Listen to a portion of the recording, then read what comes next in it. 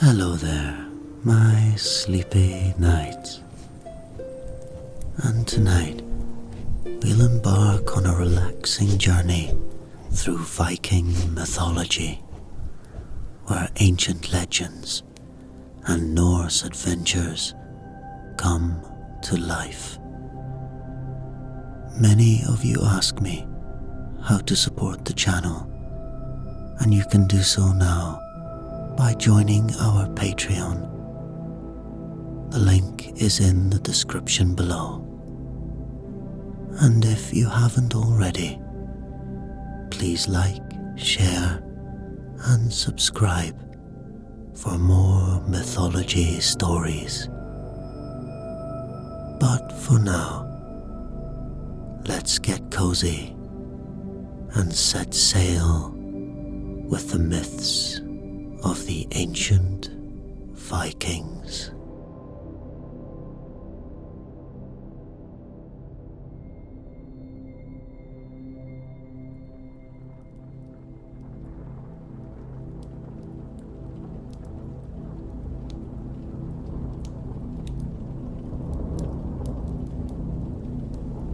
Beyond the rugged fjords of ancient Scandinavia, where the northern lights dance across the velvet sky,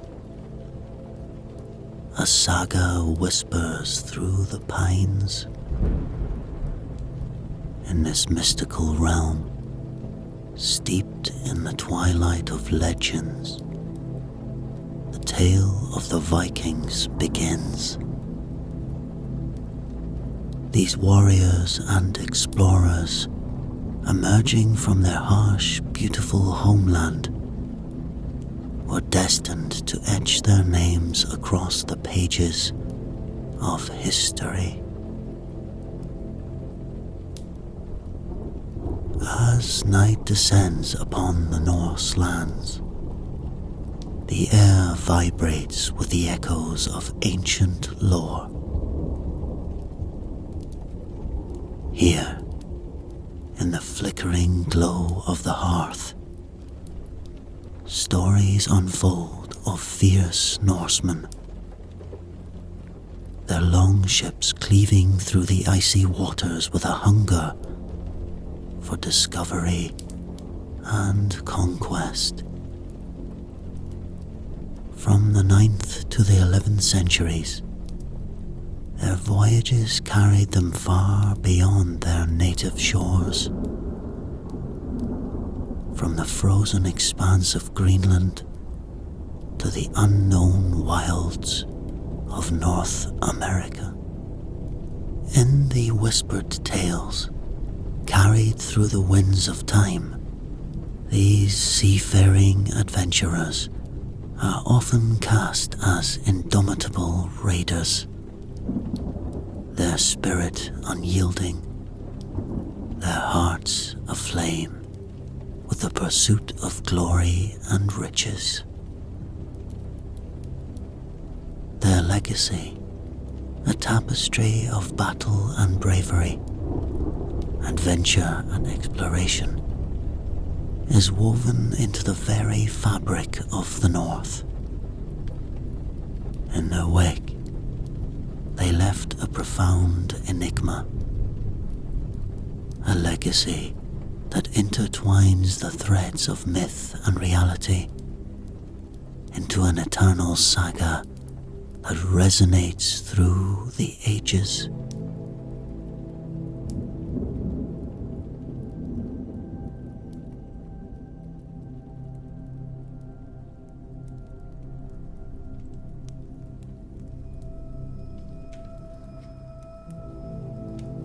In the nascent whisper of the cosmos, where existence itself was yet a mere shadow, two realms emerged from the silent void. Felheim, a domain shrouded in eternal fog, and Muspel, a realm ablaze with unquenchable fire.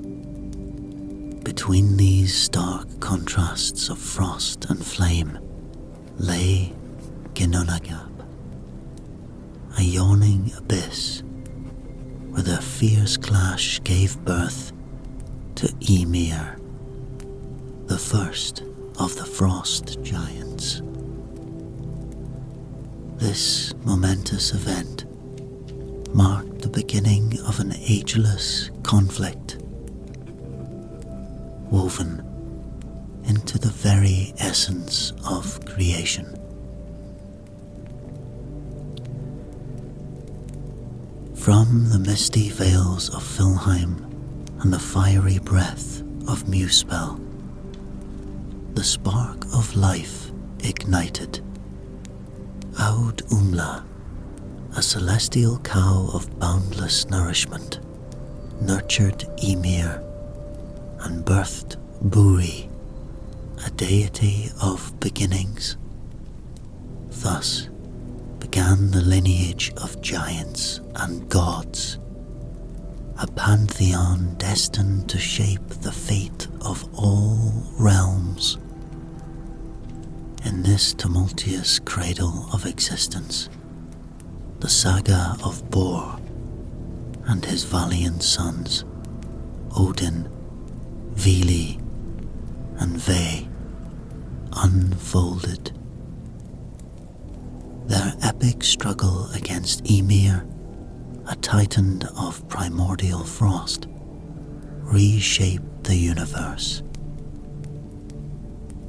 Ymir's colossal form, vanquished in cosmic combat, gave rise to the world. His flesh molded into the earth, his bones the towering mountains, his blood the vast seas.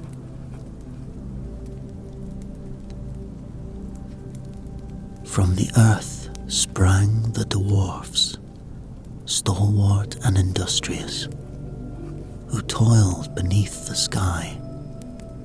Once Ymir's skull, upheld at each corner by the dwarfs Nordri, Sudri, Austri, and Westri. Ymir's lustrous hair transformed into the verdant trees and bushes, while his brow became the formidable walls that sheltered the gods and enclosed Midgard, the bastion of humanity. Yet, from the aftermath of Ymir's fall, one giant, Bergelmir, endured. He fled to the far reaches of the universe, forging Jotunheim, a new realm for giants, a testament to the unending cycle of creation and destruction. The gods, in their unceasing labor, crafted the heavens from Ymir's remains. His brains scattered across the sky formed the brooding clouds, while Surtur's fiery sparks were harnessed to create the stars. The sun and moon resplendent in their golden chariots, and drawn by the noble steeds, Arvakar and Alsvin embarked upon their eternal voyage across the sky, heralding the rhythm of day and night. Thus was born the grand narrative of the world, a saga of celestial origins and enduring legacies, where the whispers of the gods and the echoes of giants resonate across the boundless expanse of time and space.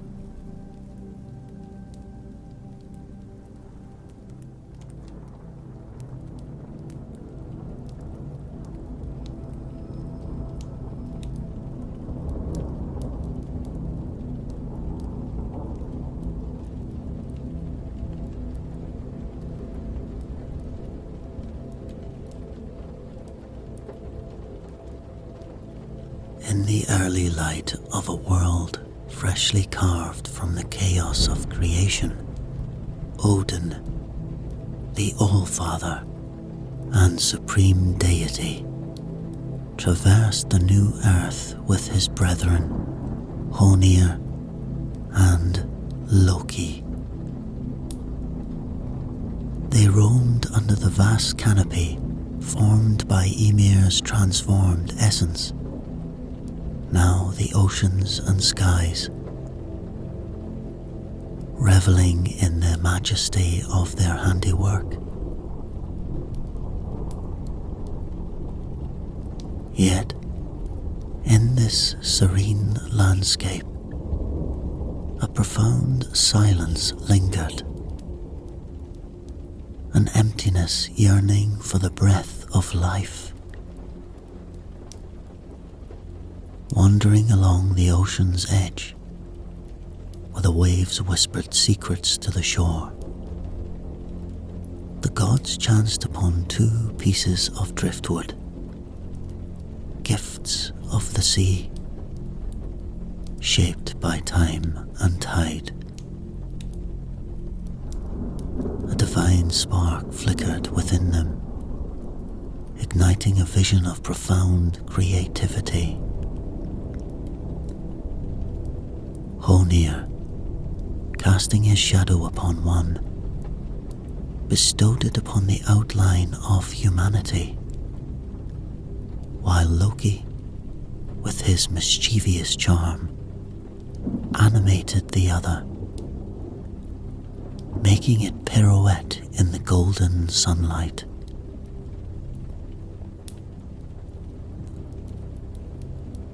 Then came Odin's turn, his breath carrying the essence of divinity, to breathe life into the inert wood. As his breath touched the first piece, its rough bark receded, revealing a woman, her form still and serene, radiant with untapped potential.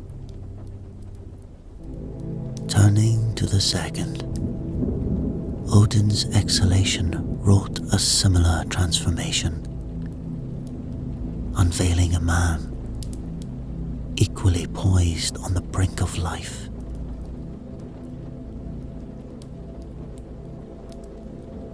From Odin's gift, these wooden figures awakened to a newfound existence. Loki, the shapeshifter, now imbued the woman with the vibrancy of youth, the clarity of understanding, and the richness of the senses. She arose, a living embodiment of their divine craft, her eyes alight with wonder. Loki then bestowed upon the man the vigor of life and the same depth of perception and sensation, enabling him to rise and stand beside his companion.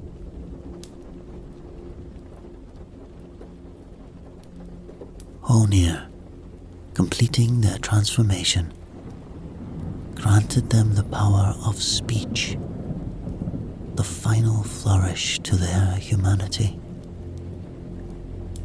With this, the very first humans, their hands intertwined,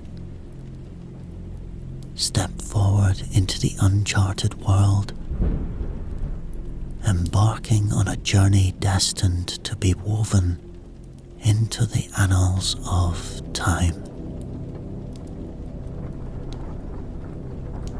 Odin, in his commanding voice, named them Ash and Elm,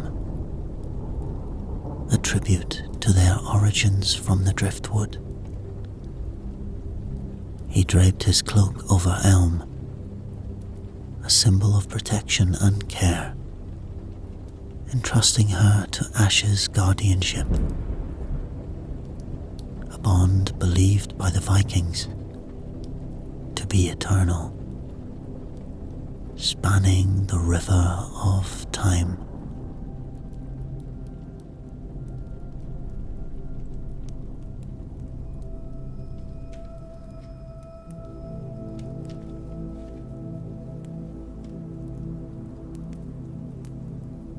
Asgard, revered as the enclosure of the gods and ruled by Odin, stood majestically above the clouds on Yggdrasil, a realm of unparalleled peace and splendor, overlooking Midgard.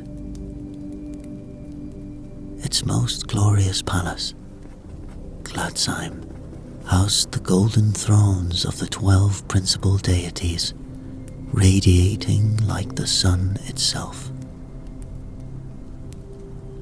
Vingoth, another resplendent palace, dedicated to the goddesses, reflected Asgard's golden era. Here, in the halls of gold, divine laws were decreed, ensuring eternal harmony. A forge, central to Asgard's grandeur, crafted tools and weapons for its magnificent constructions, while the breathtaking Bifrost, or Rainbow Bridge, arched over Midgard, a dazzling spectacle. Idavale, the heart of Asgard, was a lush landscape of rolling hills and palaces, adorned with gold, silver, and sparkling gems.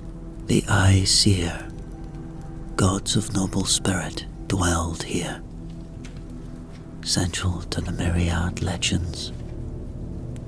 Yet the Vanir from Vanaheim also played their part in this celestial narrative. Past conflicts between these divine families led to a unity strengthened by exchanged hostages, symbolizing a profound sacrifice and the harmonious coexistence of these two godly lineages. Yggdrasil, the world ash, soars as an eternal guardian of the cosmos, its immense branches embracing all 9 realms, binding them in a network of life and destiny.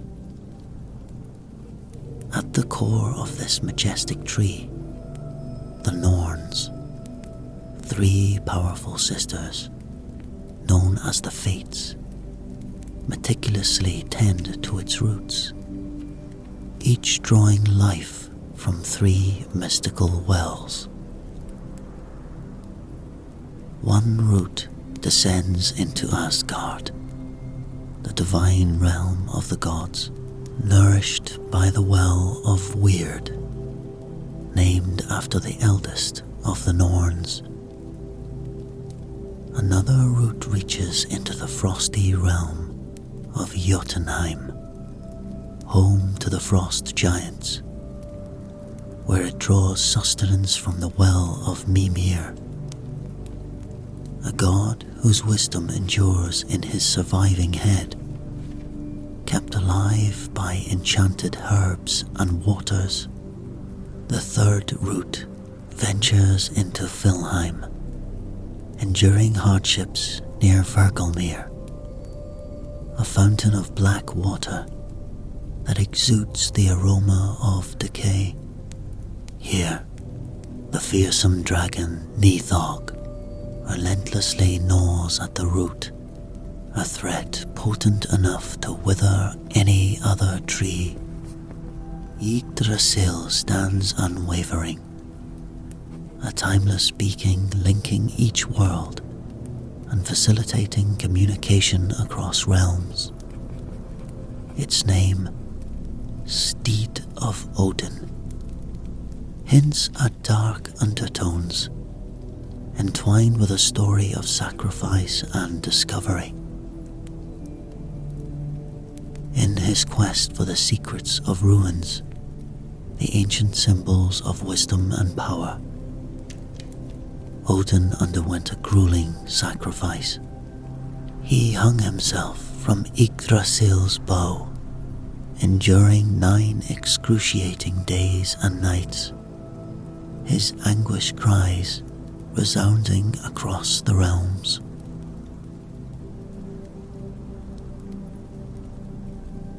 This ordeal, though filled with agony, granted Odin unparalleled mastery over the magical ruins, securing his position as the sole bearer of this profound knowledge. His newfound wisdom, shared among his allies, elevated his status to that of a legend. Odin's sovereignty extended across the 9 realms, from the celestial heights of Asgard to the netherworld of Hell. Between these extremes were the domains of Vanir in Vanaheim, the mortal realm of Midgard, the lands of the light and dark elves, dwarfs, frost and hill giants, and the fiery giants of Muspel. Asgard, the most illustrious of these worlds, is the stage upon which our story unfolds. A realm of gods and legends, the heart of ancient tales.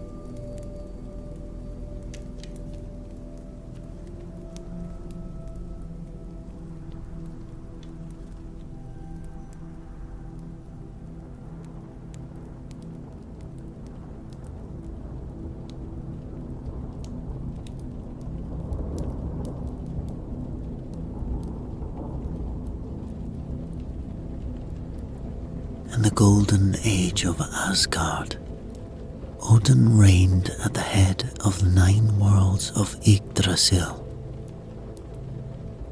He was a fair man, well liked by all, and his kingdom of Asgard was a magnificent place, where time stood still, and youth and the pleasures of nature abounded. Odin was also called Allfather, for he was the father of all men and gods. He reigned high on his throne, overlooking each of the worlds, and when the impulse struck him, Odin disguised himself and went among the gods and people of the other worlds, seeking to understand their activities. Odin appeared in many forms, but he was often recognized, for he had just one eye, and that eye could see all.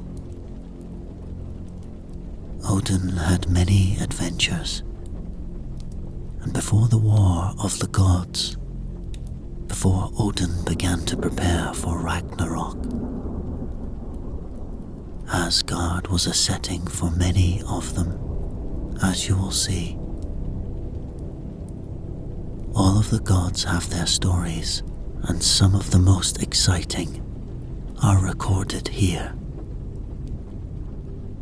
Odin's throne in Asgard stood not merely as a seat of power, but as a vantage point, from where he watched over the earthly realm and the divine activities of Asgard. Unlike the brawny warriors of legend, Odin's strength lay in his profound wisdom. Perched upon his shoulders were 2 ravens, the embodiment of thought and the essence of memory. These ravens were his link to the world beyond, whispering secrets of the land into his ear. In his hand, he wielded a spear of unbreakable will, crafted by the skilled hands of dwarfs. Upon his finger, he wore a ring symbolizing the unending cycle of life. And at his feet, 2 loyal wolves, Jerry and Freki, guardians of his majestic presence, assured success in every hunt. Odin's existence was a tapestry of contrasts, blurring the lines between the living and the ethereal. On the battlefield, he appeared as an enigmatic old man, his presence marked by the company of ravens, wolves, and the Valkyries, the choosers of the slain, guiding the souls of fallen warriors to the grandeur of Valhalla. Valhalla, Odin's majestic palace in Asgard, was a sight to behold. With 500 doors wide enough for armies to pass, its walls shimmered with polished spears, and its roof, a sea of golden shields, glowed like the sun. Here, the warriors favored by Odin indulged in endless feasts and tested their might in unmatched feats of arms, their wounds healing instantaneously under Valhalla's enchantment. Beside Odin was Frigga, the revered mother goddess, his wife and partner, weaving the fate of the world with her ethereal touch. Frigga, the goddess of the atmosphere, was adored both on Earth and in Asgard, her presence as nurturing as nature itself. In this divine realm, where the passage of time bowed to the wills of the gods, Odin and Frigga raised their children. Among them was Thor, the boisterous god of thunder, with his fiery hair and spirited heart, dwelling in his grand castle. Balder, the fairest and kindest of all, radiated purity, while Hodor, blind yet content, found joy in the simple pleasures of existence.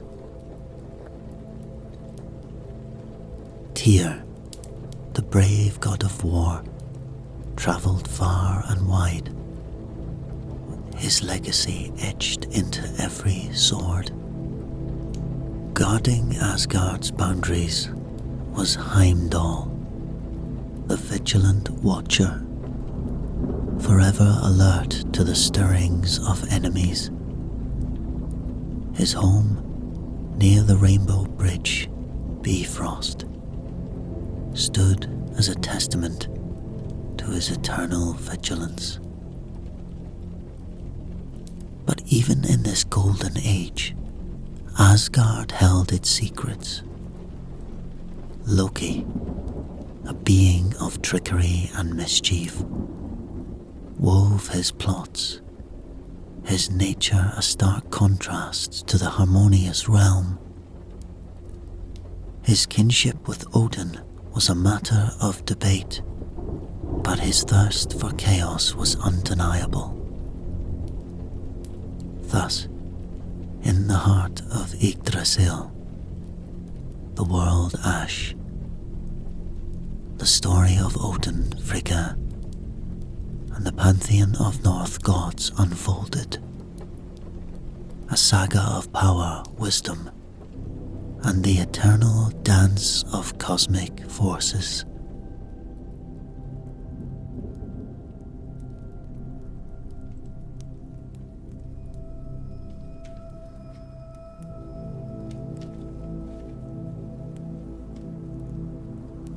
Loki was a trickster, a good-looking rascal of a man, whose eyes burned with mischief of the most dangerous kind. His handsome exterior housed a soul that was black and rotten. But for many years he lived happily in Asgard, amusing the gods and causing no real trouble other than that of a clown or a fool. And so he was tolerated there and allowed to marry and have children. Loki was married to Sigyn, and his children were more terrible than him. He already had 3 children by an ogress, one a wolf called Fenris, another a serpent or dragon, Jormungandr, who overtook Midgard as he grew, and the third, a dark but beautiful child called Hel. She was to become the queen of the underworld, and she had control over every man and woman who entered her gates. Now Loki's trickery was well known in Asgard and across the 9 worlds, and his story inextricably linked with that of the other gods, for he involved himself in most events in their lives, offering advice and annoying them. Some of his mischief was amusing, some was dangerous. One evening, when another god, Freya, had become part of Asgard, Loki spied her marvelous necklace, a golden symbol of the fruitlessness of the earth, which she wore about her slender neck at all times. Loki coveted this necklace, and he found he could not sleep until he had it in his possession. So it was that he crept one night into her chamber and bent over as if to remove it. Finding that her position in sleep made this feat impossible, he turned himself into a small flea, and springing under the bedclothes, he bit the lovely goddess so that she turned in her sleep. Loki then returned to his shape and undid the clasp of the necklace, which he removed without arousing Freya. Not far from Freya's palace, Heimdall had heard the sound of Loki becoming a flea, a sound so slight that only the great watchman of the gods could have heard it. And he travelled immediately to the palace to investigate.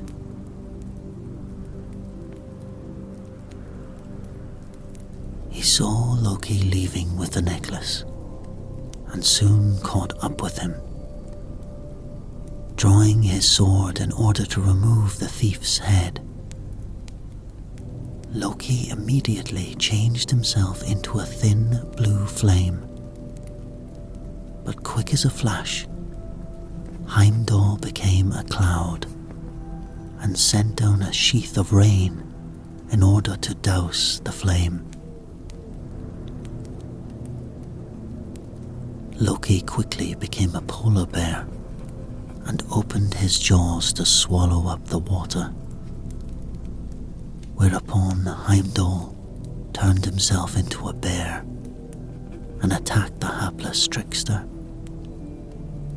In haste, Loki became a seal, and then once again, Heimdall transformed himself into the same form as Loki, and the two fought for many hours before Heimdall showed his worth and won the necklace from Loki.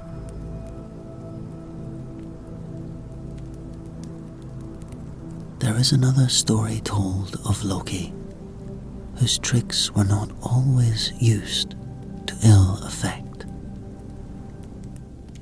One day, a giant and a peasant sat together playing a game. There were bets laid on the outcome of the game, and the giant won. The peasant, having little to offer, had pledged his only son, and the giant promised to return the following day to claim his prize. The peasant returned to his wife and admitted his shameful problem, and together they prayed to Odin, who answered their prayers and came down to earth. He changed the peasant's boy into a tiny grain of wheat and hid it in a sheaf of grain in the center of a large wheat field. But the giant was wiser than Allfather had given him credit for,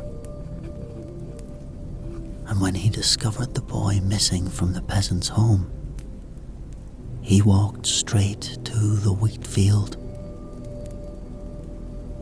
located the shaft of wheat, and plucked out the grain, which was the boy. He was just about to eat it when Odin heard the child's cry and returned to earth once again. He snatched the grain from the hand of the giant and transformed the boy to his human form once again.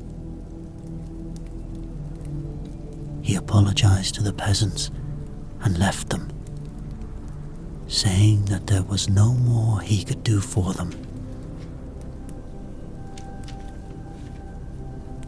The giant roared and shouted that he had been deceived, and he vowed that he would return the following day to claim his prize.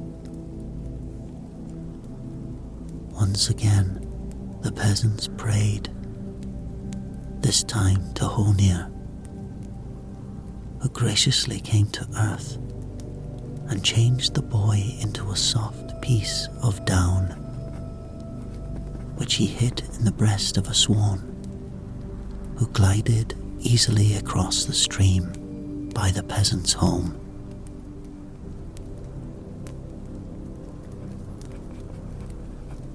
It was not long before the giant returned, and he took only a few moments to guess what had happened to the boy.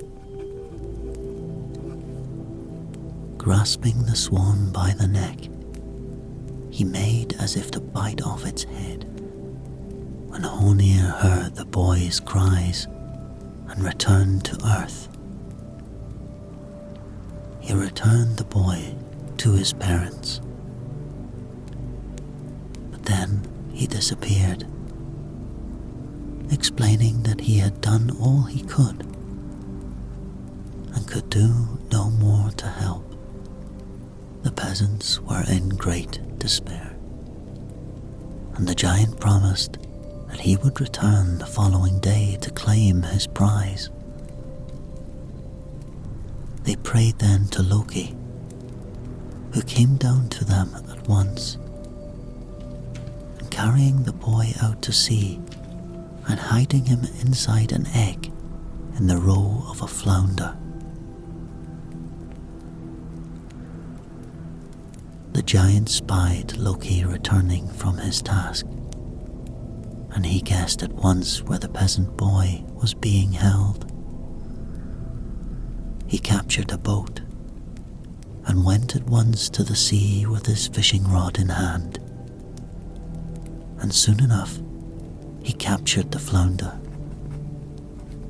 The fish was opened, and the egg extracted, when suddenly Loki reappeared and plucked the egg from the giant's hand, transforming it once again into the boy, who was sent running home to his parents.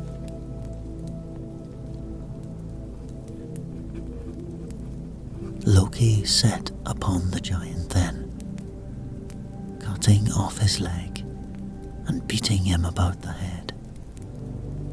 But the giant had powers of his own, and he was able to heal himself at once, regaining his form and making for the home of the peasants. He was on just the brink of capturing the boy when Loki used a clever ploy.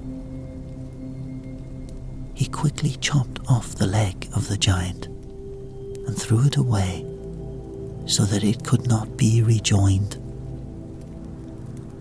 He placed a spear of metal where the leg had been, for it was well known that even magic could not cross a metal barrier.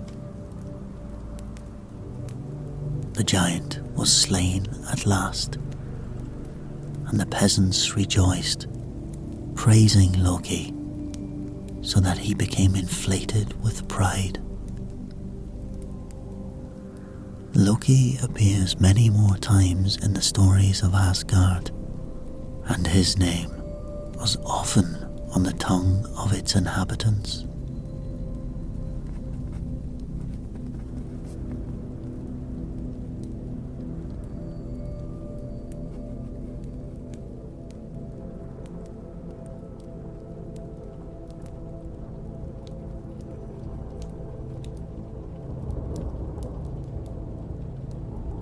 One fine day, Odin, Loki, and Ymir wandered throughout the worlds on one of their regular missions, just to see that all was well. And as they travelled, they grew hungry, and they finally stopped in order to cook an ox to give them sustenance to carry on.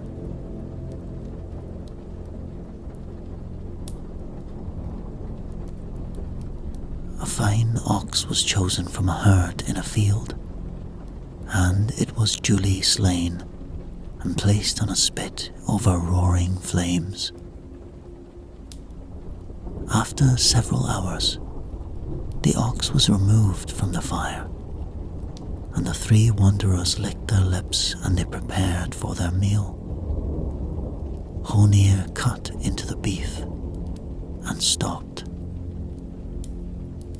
Under the crisp exterior, the beef was raw through and through. Fresh blood dripped onto the fire. Ymir looked puzzled, but he placed the beef back onto the spit and motioned to his friends that they could not eat just yet. The fire was built up once more, and the three men waited for another hour or so before removing the beef from the spit once more. This time, Odin cut into the meat, but again, it was uncooked. It appeared that the fire had no effect whatsoever. Suddenly there was movement in the trees, and the rush of wings. There, at the top of the tree, overlooking their fire, sat a great eagle. He sat looking down at them with great satisfaction. "Our meat is uncooked," Odin said helplessly, pointing to the fire. The meat will remain uncooked, said the eagle, until I ordain it to be cooked. The three travelers looked at the eagle with interest. It was not often that gods were challenged, and they waited to hear the reason. "All right then," said Odin fairly. "Please could you allow our meat to cook?" "I shall do so," said the eagle,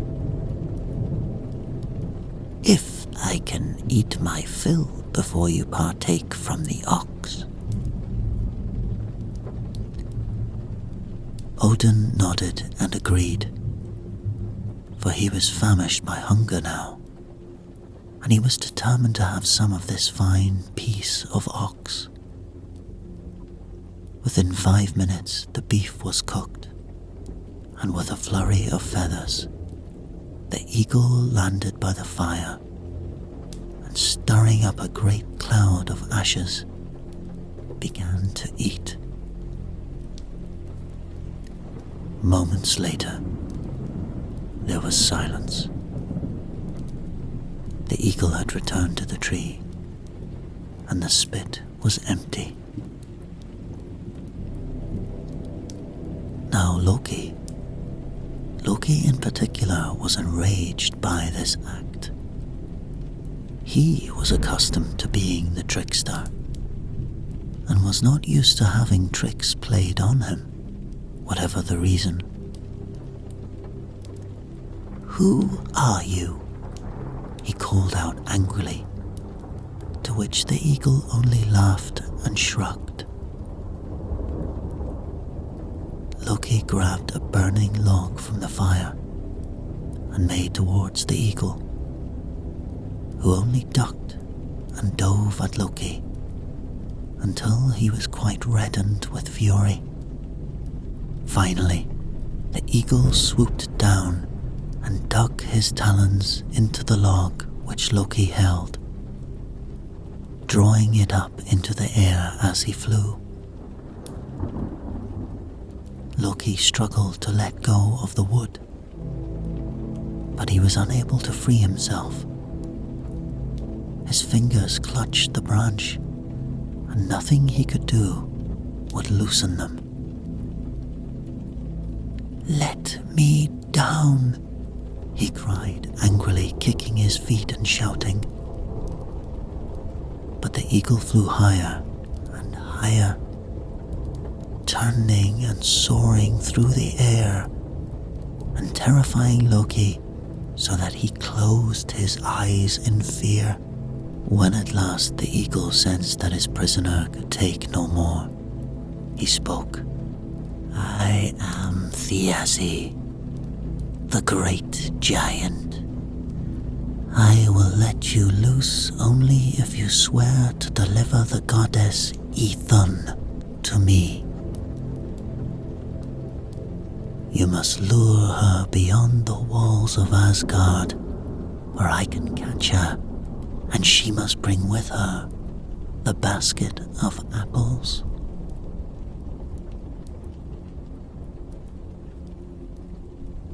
Loki considered this for a moment, and then agreed. Far below him, Odin and Ymir watched, never imagining the treachery of which Loki was capable. In a moment, Loki was set safely on the ground, and for a moment he sat there, stunned. Odin and Ymir reached his side and asked him what had passed with the eagle. But Loki told them nothing. The three men returned to Asgard. Loki knew that the promise he had made to Thiassi was the worst he could have possibly made. For without the golden apples of Ithun, the ravages of time would take their toll on the occupants of Asgard, and he, Loki, alone would be responsible for the aging and eventual death of each and every one of them. He paced and paced the gardens where Ethan worked happily, her sweet rays bringing a nuance of spring to all she touched. But as much as Loki realized the trouble he would cause by luring Ethan from Asgard, he knew that there would be much more trouble if he did not satisfy his solemn oath to Thiazi. And so, it was on that fateful day that Loki approached Ethan, who was curled up by a bed of flowers. Ethan smiled innocently at Loki and began to explain how the flowers responded to her love, and how all growing things could benefit from praise and care. Loki smiled briefly and interrupted. "Come, Ethan," he said carelessly. "Did you know that yesterday, when I walked with Odin and Ymir, I saw a tree bearing enchanted apples, just like your own?" Ethan laughed. "Why, that's not possible," she said brightly, knowing that her own golden apples were unique. They did not come from any tree, but appeared magically in her basket. When one was eaten, another quickly took its place, so that there was an eternal supply of youth. But Loki talked and talked to Ethan, and he managed to convince her that another source of apples would be a fine thing. For what should transpire if something were to happen to Ethan's basket?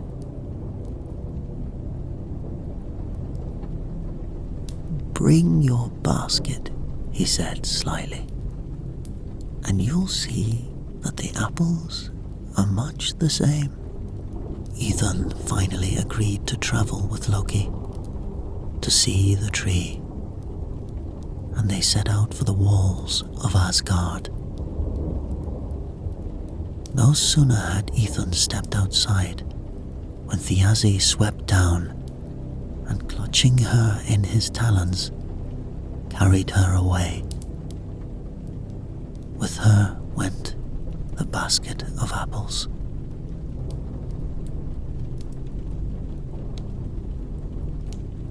Loki skulked back inside the walls of Asgard and mentioned nothing of what had happened.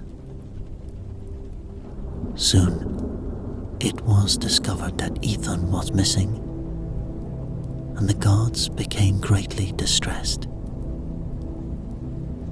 Within a few days, wrinkles appeared on the gods' youthful cheeks, and their backs became hunched with age. They hardly recognized one another, and as the bloom of youth disappeared, so did their happiness. Asgard was a changed place, and everyone called out for the return of Ethan. Heimdall admitted that he had seen her with Loki on the fateful day of her disappearance, and at once Odin and his men set out to find the trickster. Loki admitted what had happened, and the rage of Odin was so great that Loki volunteered to see about the return of Ethan himself. Loki sat alone, deeply concerned by the task that lay ahead of him. For how was he to travel to the skies where the Aesir lived as an eagle? Loki could take many forms when the need arose, but he had not yet mastered the art of flying, and he found himself in a quandary which even his quick wits could not find a way out of. Suddenly, it came to him. Freya's coat. Freya's coat of feathers. Freya agreed at once to the loan of her hawk coat, for she was frightened by the wrinkles which cut deeply into her face, and without her legendary beauty, she would never be able to attract the souls of the warriors to her domain. And so, Loki set out wearing Freya's coat until he found the giant's castle. There, in a pen, sat Ithon, and she was alone. The Aesir's daughter, Skadi, had been watching the goddess, but because she was so serene and presented no threat of escape, Skadi had gone off for a walk, leaving Ithon to sit quietly, clutching her basket of apples. Loki swooped down and spoke quietly to Ithon. "Ithon, it's me, Loki," he said. "Listen carefully. I am to rescue you. In a moment, you must hold your basket to you, and I will turn you into a hazelnut and lift you into the sky and back to Asgard."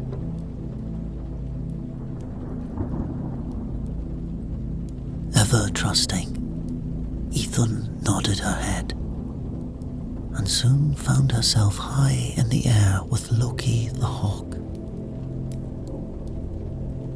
But just at that moment, Skadi returned, and it took her no time at all to realize what had just happened. She called out to her father, who was fishing several miles away, and he returned at once, rowing like a crazed person in order to reach his daughter. At once, he saw Loki carrying away the nut, and he transformed himself into the giant eagle in order to give chase.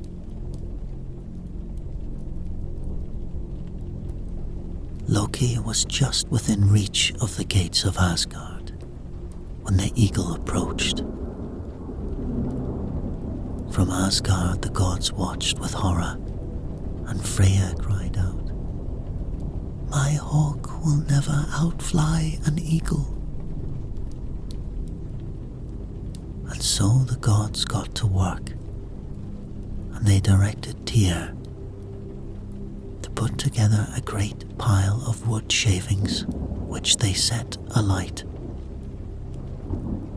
Tyr held up the burning shavings, and as the eagle flew across, he touched it to him, and the giant bird burst into flames, his feather coat melting off until the giant fell helplessly to the ground, where he was burnt in a rush of flames. There beside him stood Loki, trembling and frightened, but complete. And there was Ithon, mercifully unharmed by the chase and by the blast of flames. She carefully handed each of the gods an apple, and youth was once more restored. And just as the gods began to settle back into their daily routines, there came a shriek from the walls. There stood Skadi, crying out for her father, who was nothing more than two burning embers. She cried out for vengeance, but Odin approached her and settled her down, pointing out that it had been her father who had begun this unhappy episode. It was finally agreed that Skadi would choose a god as her husband, in order that she would have a man to take care of her. She was to choose the one she wanted by looking at his feet. So, a screen was erected, and each man in Asgard was bidden to walk past the screen so that she could see their feet, choosing those that were the cleanest and purest white. Skadi looked smug, sure that she had picked Balder, for no one else could have such clean white feet. But when the screen was removed, there was Njord, god of sea, whose feet were washed clean on the sands of the ocean each day. And so it was that the girl of the mountains married the god of the sea, and the two came together for all eternity. The Aesir's embers were carried to the sky by Loki in Freya's coat, and there they sit today, the twin stars of the Aesir, which bear his name and appear each night in the northern skies.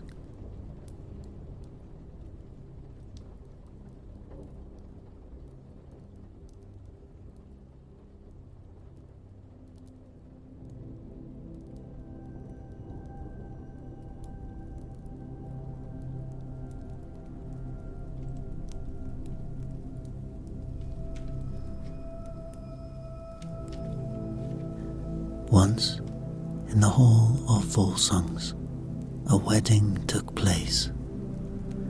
This was the wedding of Signy, who was to marry the king of Gothland, called Siggeir. Signy was the twin sister of Sigmund, who supported her marriage along with everyone in the kingdom. In the hall of the Volsungs was an unusual sight.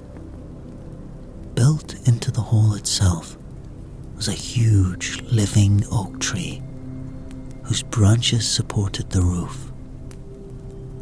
This oak tree was called Branstock, and it brought good luck to the Volsungs, who tended it carefully. On this day, the day of the wedding feast, there were great festivities underway. Great platters of food groaned on tables, and mead was passed around in horns as the joyful crowd toasted the health of the new couple. But suddenly, there was silence, for in the midst of the crowd appeared a stranger with a wide-brimmed hat. He had only one eye, and his feet were bare and dirtied from his travels. In his hand, he carried a spectacular sword, which glinted and shone in the light as if it were made of pure gold. He walked purposefully towards Branstock and plunged the sword into the trunk of the tree without murmuring a word. Then he turned and addressed the crowd. "Whosoever draws this sword from the tree will have it as a gift from me. Whosoever has as his own, my sword will have victory in every battle he fights." With that, the stranger left the room, and there was silence. There was no doubt in any one of their minds that the great Odin had been amongst them. Each of the men in the group stood up, longing for a chance to pull out the sword. Every great Viking warrior took his turn, while the others chattered excitedly. But one by one they pulled and tugged and yanked at that sword until only one man stood among them. A small, fair, young Sigmund. He stood and walked towards the sword, the room growing silent. Each of King Volsung's 9 sons had failed, as had the king himself. No one doubted that this young man would do so as well. Sigmund laid his hands on the hilt of the sword, and with a mighty pull, brought it from the trunk of the tree with ease. The sword became Sigmund's property, and as he grew older, he used it often, becoming the greatest Viking warrior that there ever was. And then the day came when Sigmund had reached the final years of his life. He lay dying on a field, the last of the Volsung line, and as he spoke his final words, his beloved wife Hjordis bathed his face and wept over her dear husband.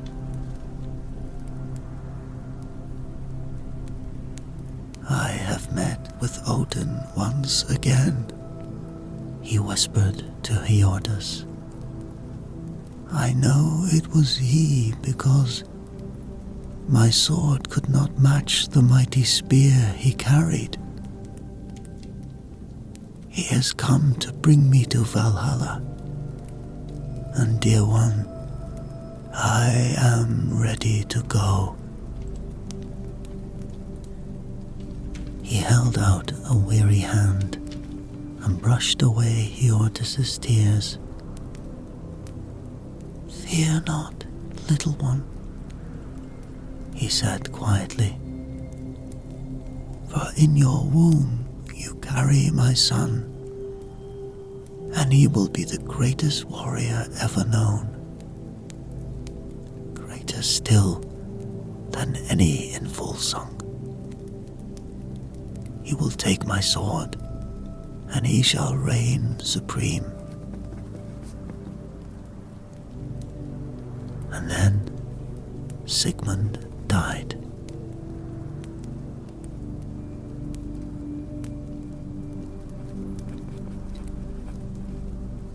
His wife Hjordis went on to marry the son of the King of Denmark, a man called Alf, who did not know that the child she carried belonged to Sigmund.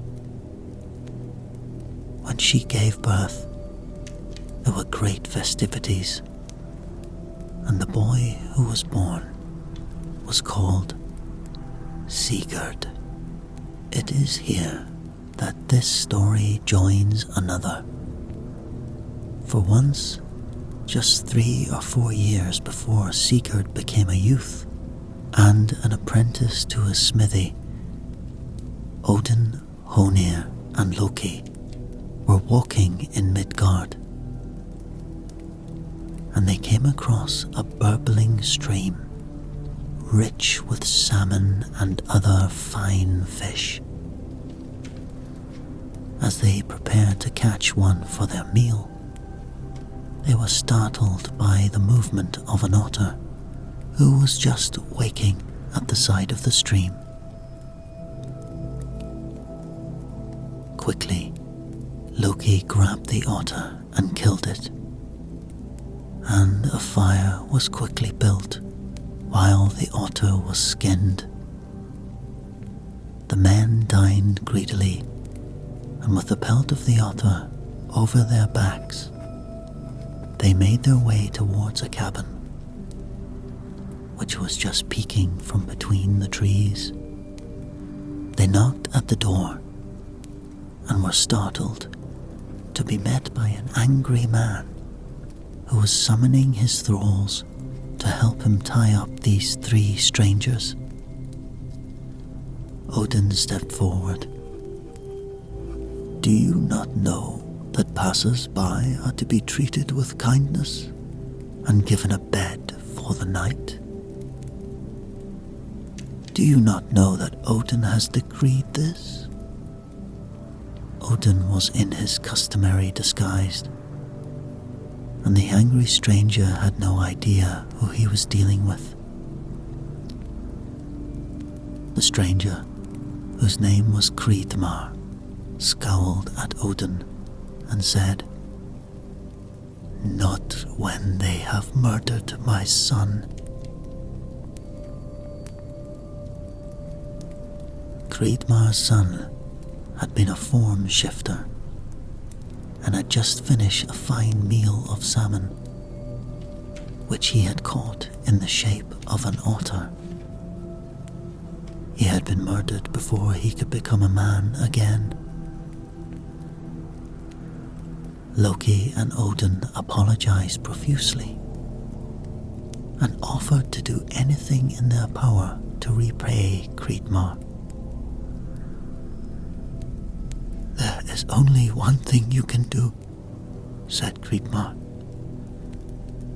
"and that is to fill my son's otter pelt with gold, and then cover every hair on its back until I cannot see it at all."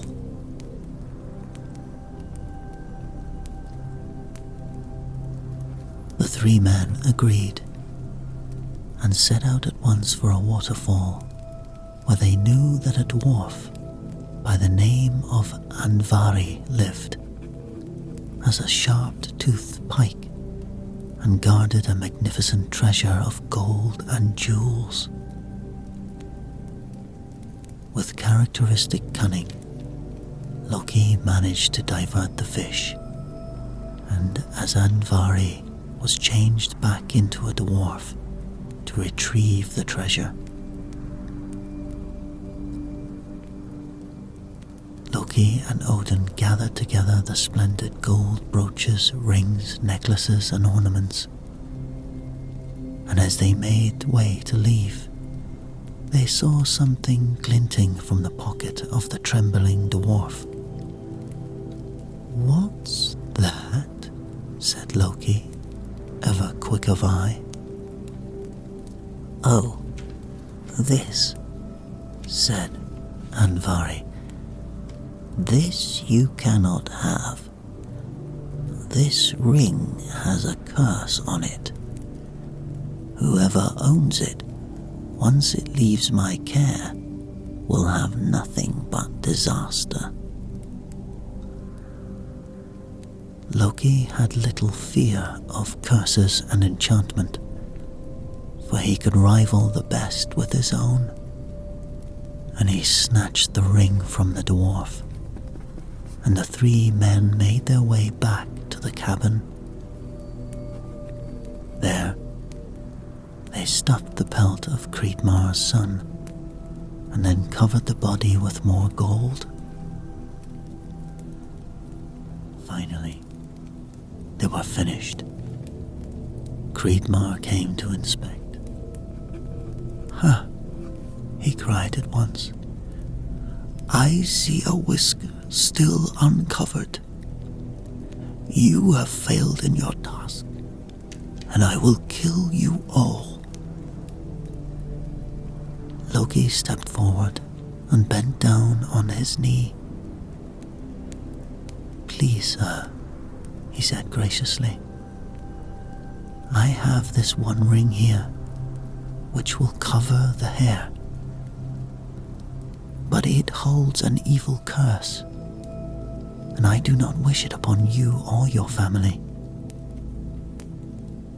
"Give me the ring," snarled Creedmar, "and all of you be off." The three travelers continued on their way and soon forgot about Creedmar and his son. But just moments after they left, the curse began to take effect. Creedmar had two more sons, one called Fafnir, who also changed shape, and another called Regin. Regin was away working as a blacksmith in Denmark, and he had as his pupil none other than Sigurd, son of Sigmund. Fafnir, however, lived at home, and on the very day that the curse fell upon his father, Fafnir took on a particular glint in his eye and began to covet the treasure that filled his brother's pelt. A few days later, he murdered his own father, and changing shape, he became a monstrous dragon, hiding himself away in a cave and guarding his magnificent treasure. Now Regin, far away from the treasure, had, as part of the curse, begun to covet it himself, and he began to hatch a plan to have it returned. He assessed the young Sigurd, who was working with him, and noticing his bravery and his amazing skill with arms, he decided to approach him to see if he would fight the dragon.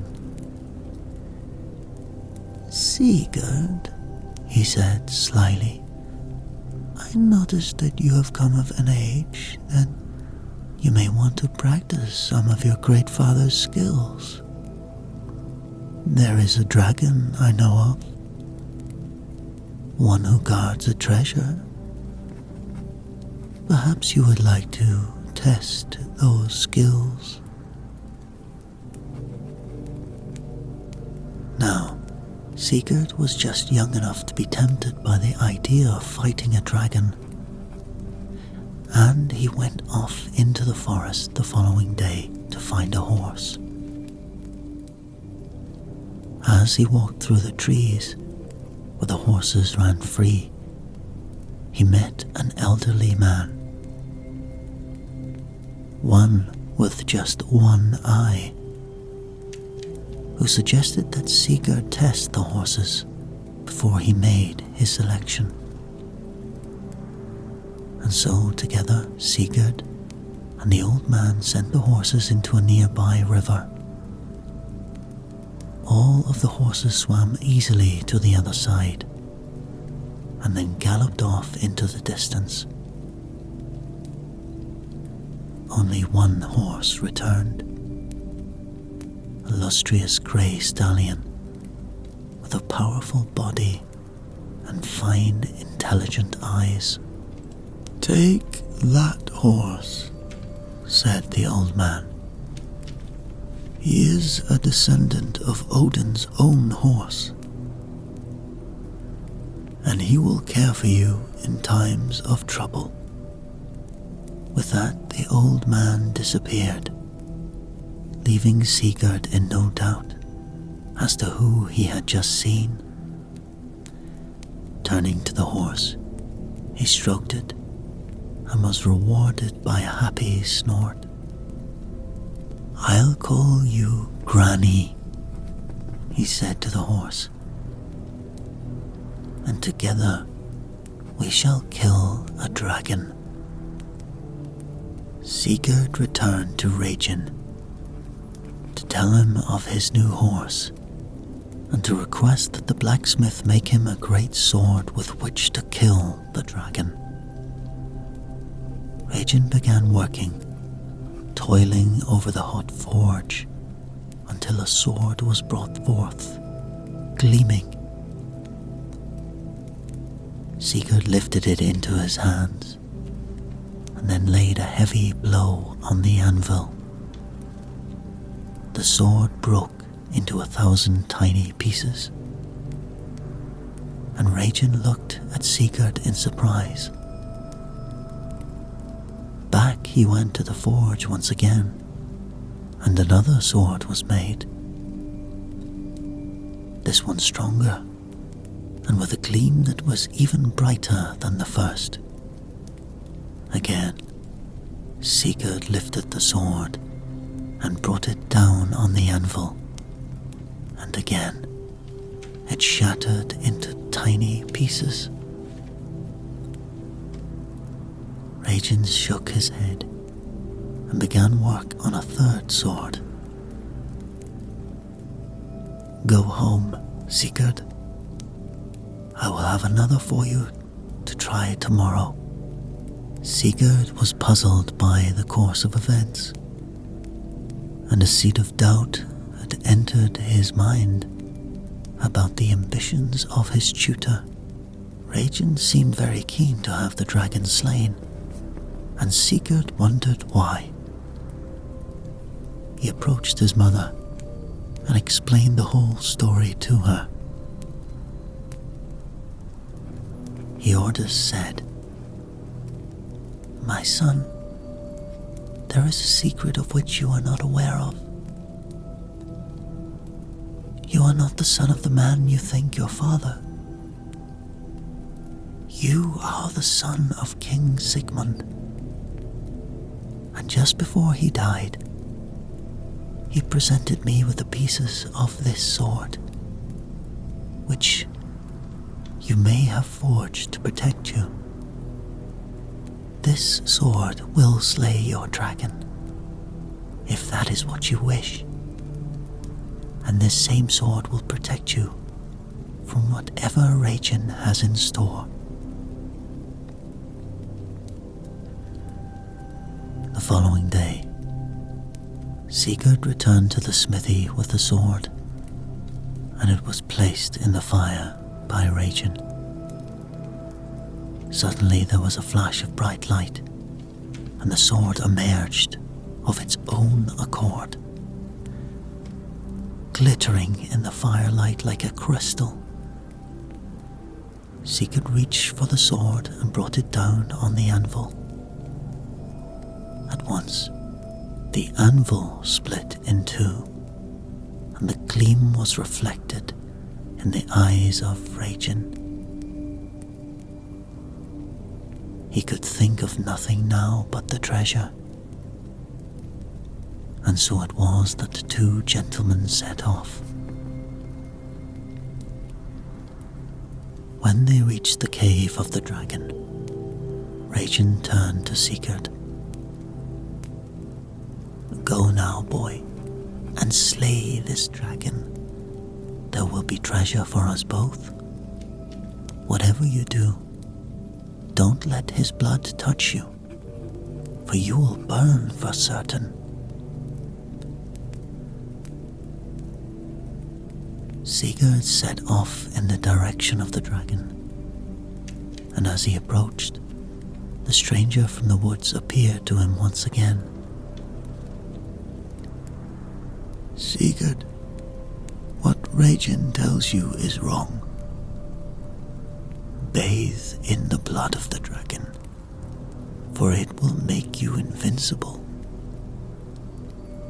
Approach him from the back, for if you go this way, you will surely be burned." With that, the one-eyed man disappeared.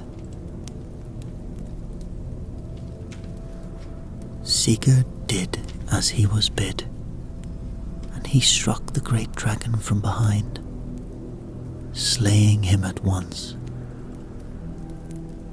He cut a hole in the dragon's neck, and stripping off his clothes, he bathed in the dragon's blood until every part of his body was covered, except for a tiny spot between the shoulder blades where a piece of heather had rested.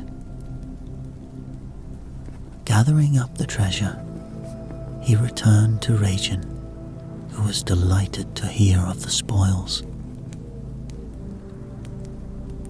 "Do me one more favor, Sigurd," he asked. "Cut out the heart of the dragon so that I may eat it, and a part of my brother may live on in me." Sigurd returned to the dragon, and he did what was asked. As he roasted the heart over a fire, a drop of blood fell on his hand, where it burned and began to smoke. Suddenly, he began to hear voices. Looking around, he saw no people, but the voices persisted. And it was that moment that Sigurd realized that he could hear the birds speaking to one another, and they were discussing him. Sigurd listened while they spoke of Regin's treachery, and how foolish he was to have trusted him. And when Sigurd looked up, there was Regin, ready to strike him down. With his mighty sword, Sigurd beheaded the blacksmith with one swing.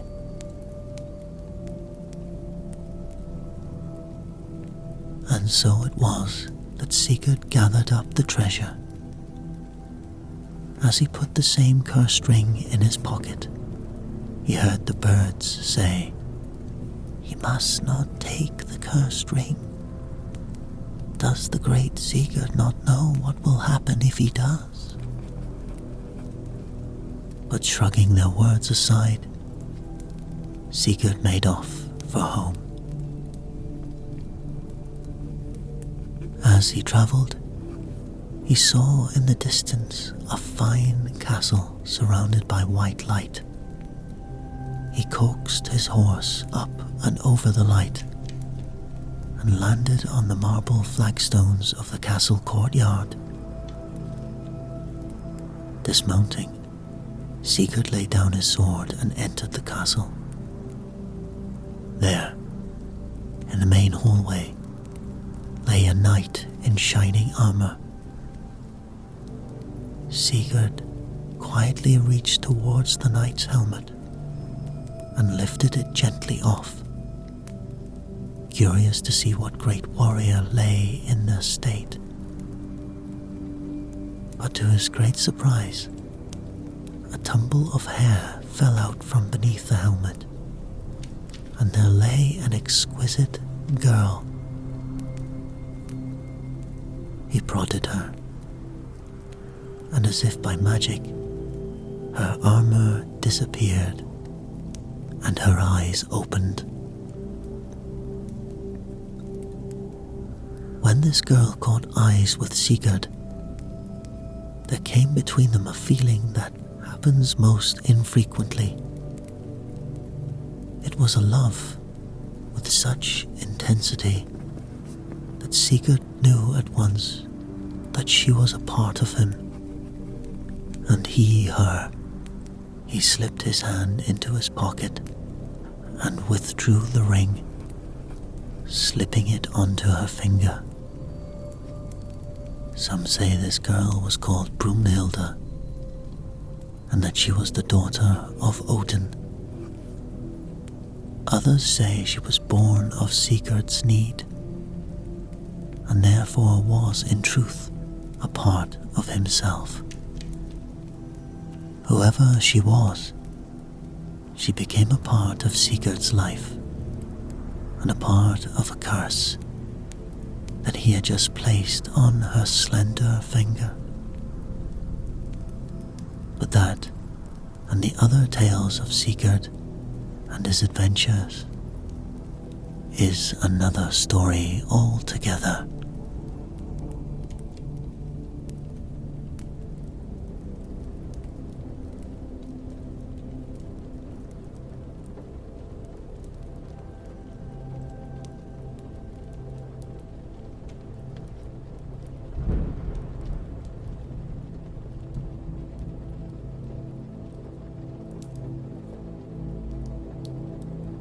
Thor was one of the 12 principal deities of Asgard, and he lived in the splendid realm of Thrudvang, where he built a palace called Bilskirnir.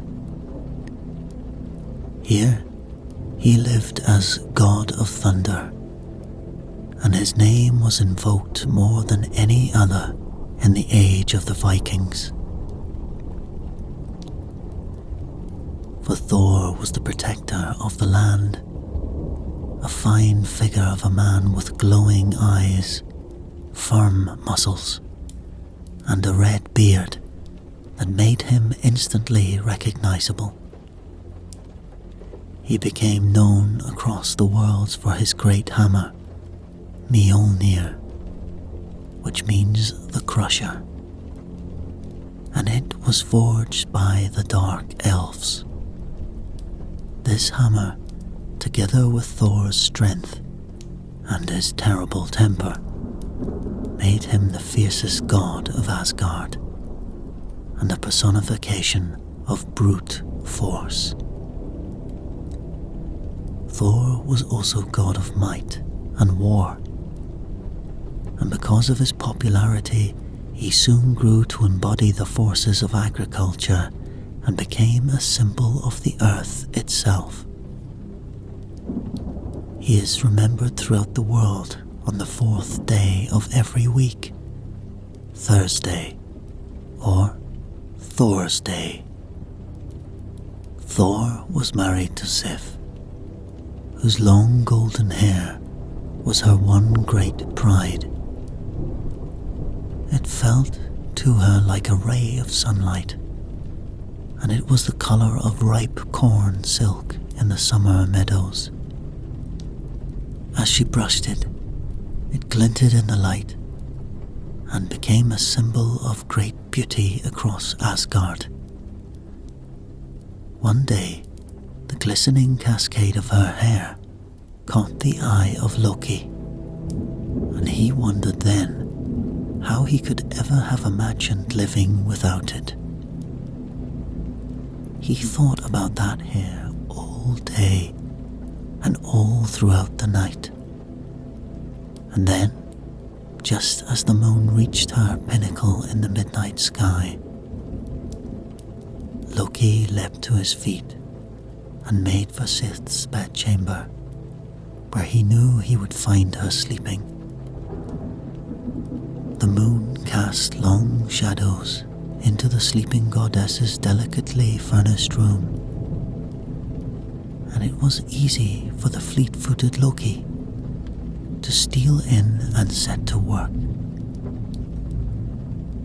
Loki crept to the side of Sif's bed, and very gently, so that he did not disturb her, he withdrew a pair of great shears from his cloak and cut her long veil of hair from her head. Winding the tresses around his arm, he darted from the room once again, and there was silence until, that is, Sif awoke to discover the travesty that had occurred. Her shrieks brought everyone in the kingdom running to her side, and Thor howled with such outrage that the entire kingdom of Asgard was shook. It was not long before Loki was searched out and brought before the hateful god. Thunder boomed in the sky as the cringing trickster fell to his knees before Thor. "I beg you, Thor," he cried, "let me free, and I will find a new head of hair for Sif. One that is even more beautiful than the one she has now. I'll go to the dark elves. They'll fashion one." Loki's head bobbed up and down with fright, and eventually Thor gave in. "You have 20 hours to come forward with the dresses, and if you fail, Loki, you will be removed from Asgard forever."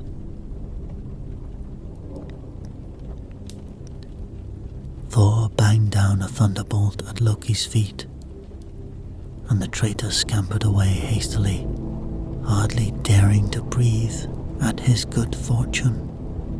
Loki travelled at once to the centre of the earth, to where the wily dwarf Dvalin had his home. He threw himself on the mercy of the dwarf and requested as well 2 gifts for which he could win the favour of Odin and Freya, who were bound to hear of the news and wished to punish him themselves.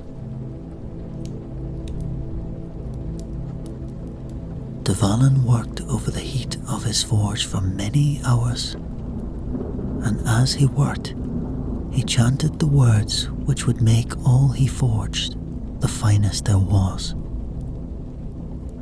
For there are no arms as powerful, nor as invincible, as those fashioned by dwarfs. First, he finished the spear, which would always hit its mark. Next, he formed the ship, which would always find wind, even on the most silent of seas, and which could sail through the air as well as on the water. The ship was folded carefully and placed in a tiny compass. Loki's eyes shone at its undoubted worth. Finally, Dvalin spun the most graceful of golden threads, and these he wove into a head of hair so lustrous and shining that all the dark elves gasped at its beauty. Dvalin handed it carefully to Loki, wrapped in the softest of tissues, and said, "As soon as this touches your princess's head, it shall grow there and become as her own." Loki took all the gifts from Dvalin, whom he thanked profusely, and feeling very pleased with himself, he set off for Asgard with a skip in his step. His jauntiness attracted the attention of 2 dwarfs who sat by the side of a small cottage. "Why do you smile so?" asked the first. For Loki's reputation had preceded him, and the dwarfs were certain that his happiness could have no virtuous cause. "Dvalin," boasted Loki, "is the most clever of smiths, both here and in all 9 worlds." And with that, he held up his prizes for the dwarfs to examine. "That's pish," said the first dwarf, who was called Brokey. "My brother Sindri can fashion gifts that are far more beautiful than those, and sturdier too." He paused, and then continued, leaning towards Loki, began to look rather put out. "Our gifts would hold the magic of the very center of the earth, I'll tell you this, Loki. Our gifts would hold the magic of the very center of the earth, he whispered. Loki choked, and then, recovering himself, immediately challenged the dwarf to prove his words. So confident was he of the gifts he held now, that he placed a wager on his own head. And so it was that Brokey and Sindri made their way into the smithy and began work on the hottest of forges. Sindri agreed to fashion the goods on the condition that Brokey blew the bellows, a task which would prove difficult over the great heat that was necessary for Sindri to win the wager. Sindri at once threw some gold into the fire and left the room, eager to invoke the powers which would be invested in a great wild boar, which he had decided upon for Freya. Alone with the roaring fire, Brokey worked hard at the bellows, never pausing despite the tremendous heat. Loki watched from the window, and as he observed the determination and the strength of the dwarf, he began to grow uneasy. At once, he decided that he must intervene, and as quick as a flash of light, he turned himself into a gadfly and alighted on the hand of Brokey, where he set in a stinger so deep that a rush of blood rose to the surface immediately. Brokey cried out in pain, but he continued the bellowing, never missing a beat. Sindri returned to the room and drew from the fire an enormous boar.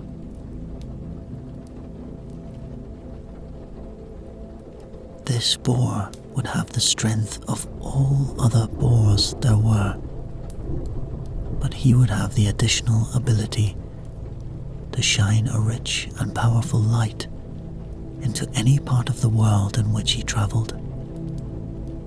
He was a perfect gift for the sun god Freya, and nothing could match the brilliance of its light but the sun god himself. So Sindri flung more gold into the fire and instructed Brokey to continue to blow. Once again, he left the room to seek the necessary enchantment, and once again, Loki took on the form of a gadfly. In an instant, he landed on Brokey's cheek and stung through the weathered skin until Brokey cried out and turned white with pain. But still, he worked on, pumping his bellows until Sindri returned once more. And triumphant, Sindri drew from the fire a ring, which would become the very symbol of fertility. For on every 9th night, 8 identical rings would drop from this ring, with powers to match.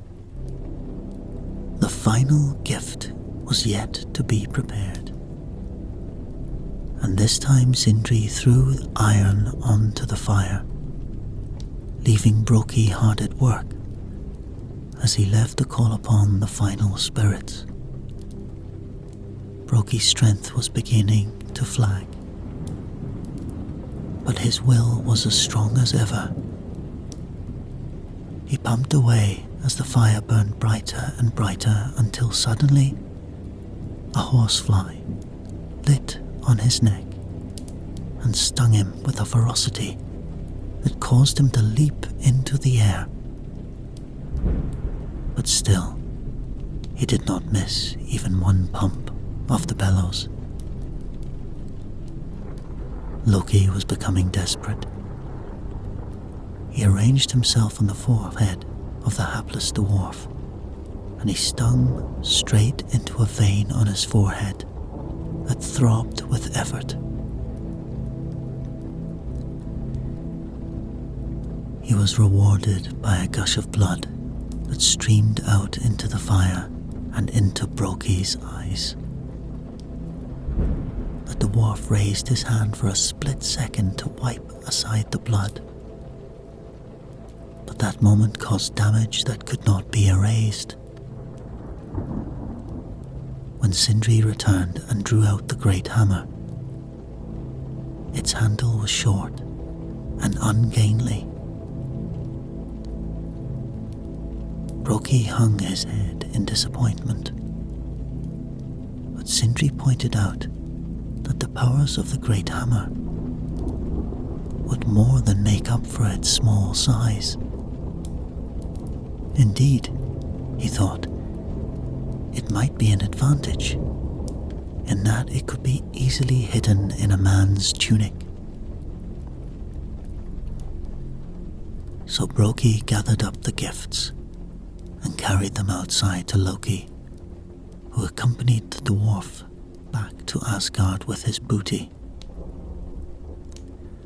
Odin was given the ring, Frey was given the boar, and Thor was given the hammer. Loki then presented Sif with her golden hair, and when she placed it upon her shorn head, it latched itself there and began to grow in swirls and waves until it reached her feet once more. A shining veil of hair that shone more brightly than ever before. The spear was given to Odin and the ship to Frey. Each god was delighted with his gift, and there was much camaraderie as they slapped the back of the dwarfs and the redeemed Loki. It was Brokey who put a stop to the celebrations when he stepped forward and explained the wager that had been made by Loki. The gods looked at one another and eyed their magnificent gifts. Although it was agreed that Sif's hair could not be more lustrous or more beautiful, the gods announced that Brokey's gifts were the finest and the most magical, for the sole reason that Thor's great hammer was of such a magnificent size that it could be hidden away and used against the frost giants at a moment's notice.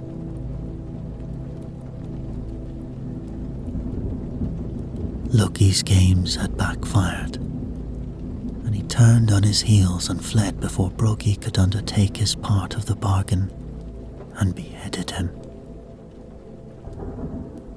Brokey started in outrage and implored Thor to come to his rescue in catching Loki, who was making away at full speed. Still smarting from Sif's agony, Thor threw out a lightning bolt and caught Loki by the ankles, returning him to face his fate at the hands of Brokey and his brother. But when Loki was delivered to the dwarfs, Thor took pity on Loki and insisted to Brokey that he could have Loki's head, but that he must not touch his neck, for the neck of Loki belonged to him, Thor. Of course, there was no way to remove a head without touching the adjoining neck, and Brokey stomped around in fury before he came up with a plan which would serve him equally. Gathering his brother's great awl for the purpose, he punched holes along Loki's lips and stitched them together with an unbreakable cord. It was many days before Loki's howls of pain ceased, and many more before he was able to unstitch the cord.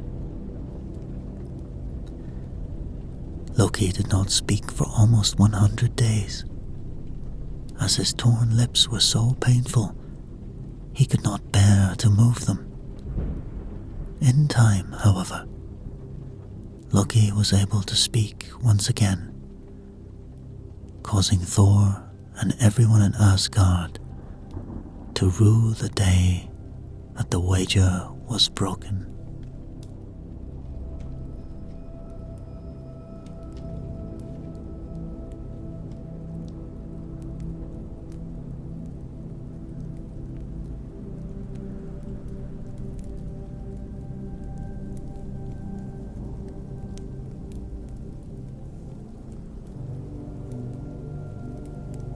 Thor had planned one of his regular trips to Jotunheim, and he set out on this occasion with Loki.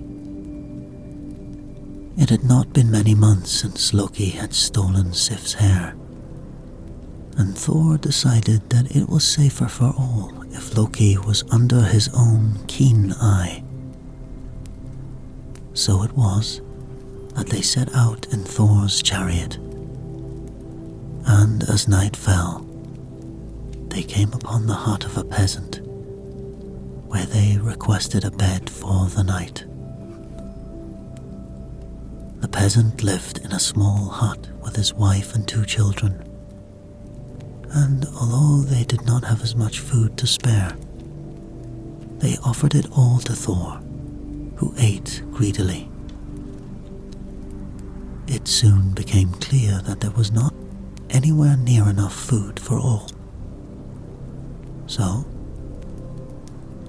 Thor took his 2 goats from the stable, where he'd put them for the night, and slew them, roasting them over the coals of the peasant's hearth until the succulent meat slipped from the bones.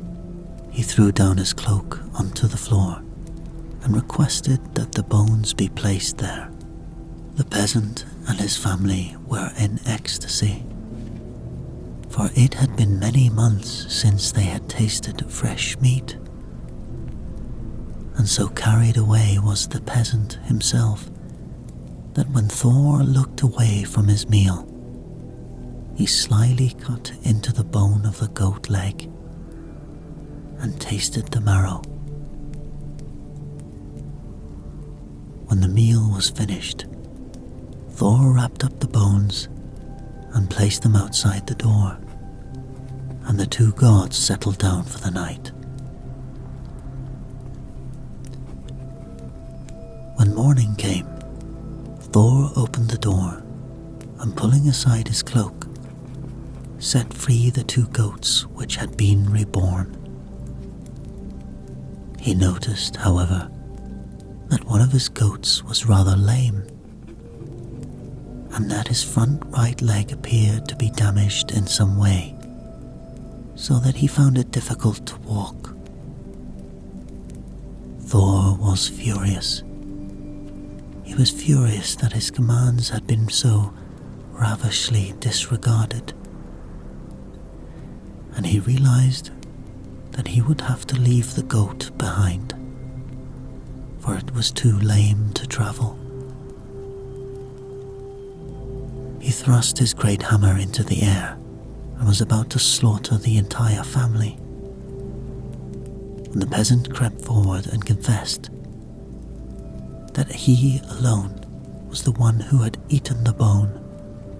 He begged Thor to show clemency to his family, and grudgingly Thor agreed to take his 2 children, Thiavli, a strong young boy, and Roskva, a pretty girl, to be his lifelong servants as repayment.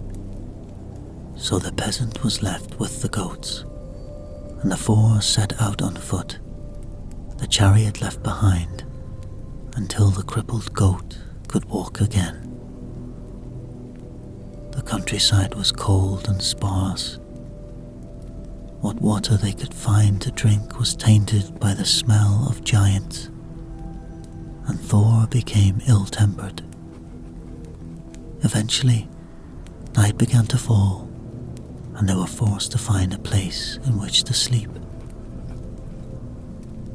Ahead of them was was a great hall, and they approached it thankfully, curling up in its center to spend the night. They had not been sleeping for long when there was a great banging and the earth began to rock and shake. The peasants' 2 children moaned with fear, but Thor pressed his hands over their mouths and bid them to follow him into an alcove which led off to the side of the hall. There they huddled and at last slept. When morning dawned, the 4 weary travellers made their way from the hall and stopped with a start. For there lay sleeping a giant, bigger than any they had ever seen before. His snores laid flat the sparse vegetation, and the peasants' children hurled themselves behind Thor in fright. Eventually, the giant opened one sleepy eye and caught sight of Thor and his party. He snorted and then sat up, speaking in a loud, rumbling voice.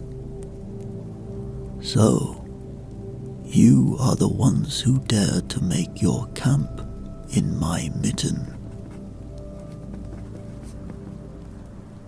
Thor looked around in surprise, and his eyes settled on the great hall in which they had managed to find shelter. The hall was none other than the giant's mitten. The alcove had been the thumb. Thor stepped forward and identified himself, and in return the giant said his name was Vasti. Vasti seemed a friendly giant, and he suggested that the 2 parties put together their provisions and travel on together. Thor agreed, for it would do them no harm to have the additional assistance of a giant, should they encounter trouble on their travels.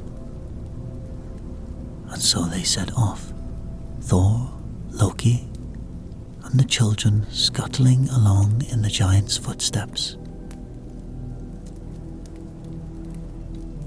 The day was long and difficult. Even the great Thor struggled to keep up with the immense strides of the giant. And when it came to eat and to rest, he was as grateful as the others. Vasti opened his sack and removed a large piece of meat, which he consumed in a few moments. He grunted and passed the sack to Thor, and then turned on his side and fell into a deep sleep, his noisy snores disrupting the landscape once again. Thor reached greedily for the bag. They had had no sustenance all day, and all 4 of them were weak with hunger. He struggled with the cord and stamped and shouted, but despite his greatest efforts, he was unable to fasten the knots tied by Vasti. Loki then took the opportunity to weave his own magic on the knots, but they remained tightly fastened. Loki and the children settled down to sleep, too cold and hungry to bother any further. But Thor was irate. The giant's snoring made it impossible to sleep, and he was more hungry than he'd been since the day of his conception. Finally, he lifted up his great hammer and banged it down with all the force he could muster onto the giant's head. Vasti turned and muttered and called out in his sleep that the leaf which had dropped on him was a nuisance, and then he fell back into a deep sleep and left Thor to gaze at him in astonishment. A few moments later, he tried again, this time invoking a series of enchantments to make his blow even more supremely powerful, and he hit Vasti upon the brow, deep enough that the hammer was embedded into the giant's skull. Thor dragged it out and waited for the inevitable shriek of pain. But Vasti only turned again in his sleep and complained about a bit of bark that must have fallen on him from the trees above. Thor had never been so infuriated. Everyone knew that he was invincible, that his powers were stronger than any on earth, and yet, with his fine hammer, he was unable to make the slightest dent on the sleeping giant. He tried one last time, and when Vasti started, only slightly, and suggested that perhaps an acorn had fallen upon his head, Thor gave up and tried to settle down to sleep. He slept not a wink that night, and when Vasti rose early on the morrow, he was in a fiery mood. Vasti had gone as far as he could with Thor and his men, and he would be travelling on to his own home across the icy mountains. He carefully pointed out the way to the castle of Loki, king of the giants. But before he left, Vasti spoke quietly to the travellers and told them that they would find giants even larger than he at this palace. Perhaps they should turn back now, he suggested, for he could not guarantee them any safety if they went on alone. But Thor was too fractious to listen to his warnings, and they went on towards the palace. In a few short hours they had arrived. The tiny size of the gods meant that it was easy for them to slip between the bars of the fence surrounding the castle. And soon enough, they had made their way to the inner chambers, the sanctuary of Loki himself. The king of the gods was, as Vasti had promised, larger than all giants, and fierce of countenance and expression. He laughed uproariously when he saw Thor. "We have tales of you, Thor," he said, "and we know who you are by that red beard of yours. We didn't expect you to be so small." And with that, he broke into laughter, sending Thor into spasms of anger. "My size is of no importance," he said stoutly, "for I am capable of feats that men of all sizes would find impossible."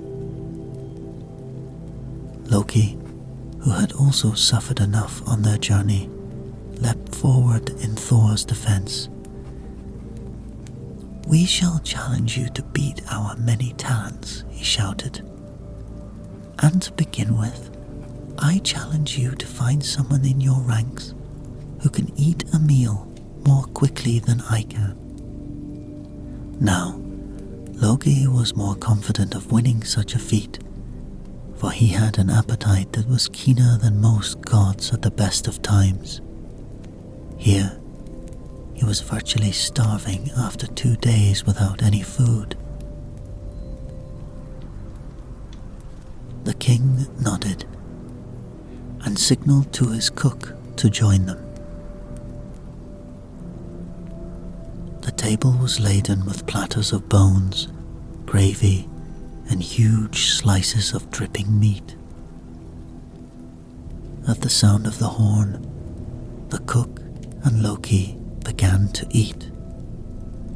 Loki ate ravenously, devouring meat and gravy with gusto enhanced by the powers he had called down to help him. At the sound of the horn, he stopped and looked around. The king pointed to the other end of the table, and Loki stopped in his tracks. For not only had the cook eaten all the meat and gravy at his side of the table, he had even eaten the bones, the platters, and the table as well. Utgard Loki the king smiled, and with a wave of his hand dismissed Loki, who hung his head in shame. Thor stepped forward next and held up his hand for silence.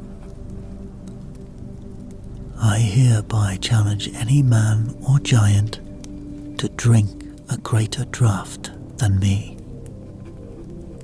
Anyone at all, he shouted. A horn was dragged before Thor, and the giant king smiled once again. Your challenge, Thor, shall be met, he said. You'll see before you a horn which can, by our champion, be drunk in 1 or 2 great swallows. Let us see you match that. So, Thor placed his mouth around the great vessel, which stretched the entire length of the room, and drawing in a deep breath, he began to drink. He sucked in the liquid, and after moments without breathing, he stopped, crept along the length of the horn to see how deeply he had drunk. The horn was full. The level of the drink had not moved even the tiniest percentage. Thor shook his head in amazement. He knew his capacity for drinking was greater than anyone's, and yet he could not make any real dent in the contents of the horn. He swallowed again, and then spat on the floor. Salty, he muttered to himself, and sat down. Utgard Loki nodded his head and said quietly, One would have expected more from Thor, would they not? Thialfi, the peasant's son, had had enough of the taunting. He had grown to love Thor in the days they had been together, and he quickly leapt to his defense, volunteering himself for a race with the quickest of the giants. So, Utgard Loki put forward his quickest man, a young giant called Hugi. The 2 boys lined up, and the race began. It seemed that the first race had been a draw, for both men appeared to reach the finish line at the same moment. And so, another race was called, and they lined up once again. As the bell went, and as Thialfi lifted his foot to set off in the direction of the finish, Hugi raced to the line and back. The race was over, and this time there was no question of who had won. Well, well, well, said Utgard Loki, roaring with laughter. There are not many tricks to your trade, are there, Thor? To which the angry god trembled, but said nothing. What do you say? shouted Utgard Loki, winking furiously at the crowd of giants who had arrived to watch this spectacle. You try to raise our pretty kitty. He pointed to a giant cat who reclined gracefully in the corner of the hall. Thor's pride had taken a beating, and he was determined to prove himself. Surely, it could not be difficult to lift a cat. He strode purposefully towards the cat, who yawned and licked her paw before sitting up. He tightened his belt, which made him stronger, and then he tugged and pulled at the cat with all his might. But only one paw was lifted from the ground, and despite his every effort, he could not move her. The cat batted him playfully with the paw he'd managed to lift, and laid back once again, her tail flicking to and fro in the sunlight. Thor looked towards the giant king and asked for one final challenge. Said the king. There is one person in my household who may be suitable to wrestle with you. May I introduce to you my nurse, the 100-year-old Ellie. There was great laughter amongst the crowd as Ellie crept forth, hardly able to hold herself upright. Thor moved quickly towards her and pulled and shoved until Utgard Loki called for him to stop. Thor swallowed with difficulty.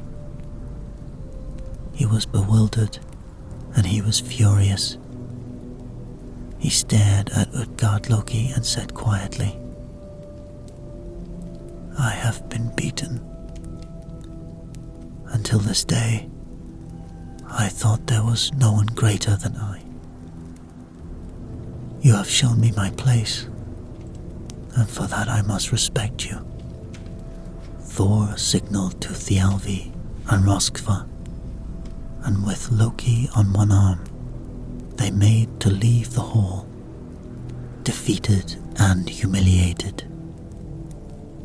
But Utgard Loki, the giant king, called out in a voice that was once humane and conciliatory.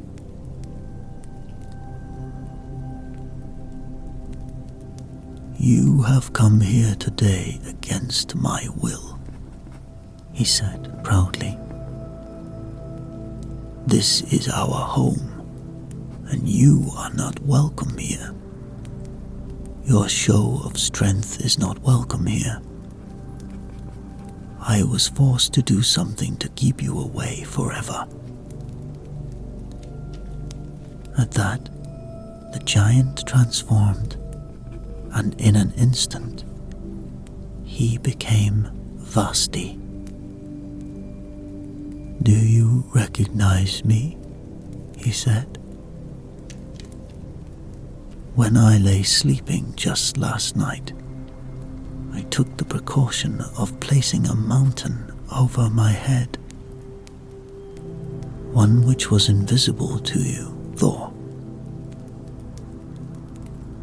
And it is just as well, for it seems that you are unable to open the magic cord of my sack. You took it upon yourself to hit the mountain. There he paused, and casting open a curtain, gesticulated out the window at a series of valleys surrounding the mountain on the horizon. Those valleys, he said solemnly, are the blows you aimed to my head. Thor gasped but said nothing, waiting for the king to continue. And continue he did. Loki's opponent had been none other than Wildfire. The Elfie's racing partner had been the king's thoughts, and there could be none as swift as these. Thor's drinking horn had been dipped at one end into the ocean, and no matter how deeply he had drunk, the ocean would have remained undrinkable. Utgard Loki commented that the tides of the ocean had been altered by Thor's great swallows, but then he hurriedly went on. The cat was, in reality, Jormungandr, the world serpent. And had Thor not heard the gasp of terror when it seemed as though Thor may be responsible for removing the serpent's tail from its mouth? Everyone there knew what chaos would exist when such an occurrence would happen, for it had been prophesied that the end of the world would be nigh. Eli was old age itself, and he had nearly unseated her. In all, Thor had been successful in many ways. "You may hold your head high," said the giant proudly. "But please, Thor, do not return to our shores." Thor was only slightly placated by the king's explanations, and he lifted his powerful hammer to bring an end to the lifestyle of Utgard Loki and his men. But as quickly as he could lift his hammer, the castle was enveloped in a sea of mist, and he could see nothing. The world of the giants was completely enshrouded, and Thor had no recourse but to return home to Asgard. His mission was incomplete, and Thor had been branded a puny weakling in the eyes of the giant. But he had faced many of nature's most formidable enemies, and had left his mark. And for that, the god of war could stand tall once again.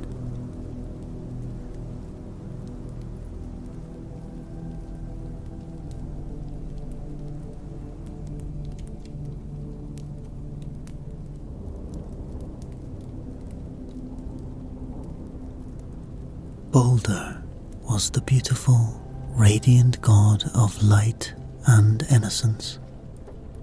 Each life that he touched glowed with goodness, and he was loved by all who knew him.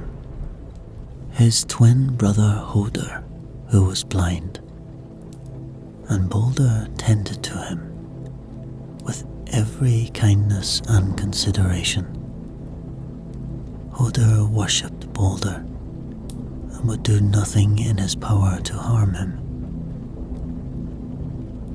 There came a morning when Balder woke with the dawn. His face tightened with fear and foresight.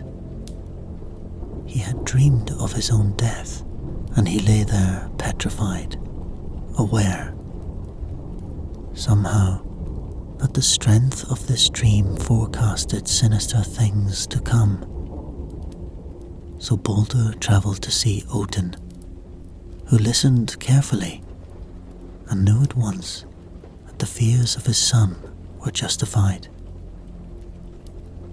For in his shining eyes there was no longer simply innocence, there was knowledge as well.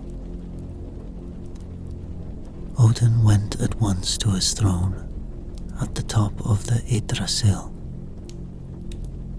and he prayed there for a vision to come to him.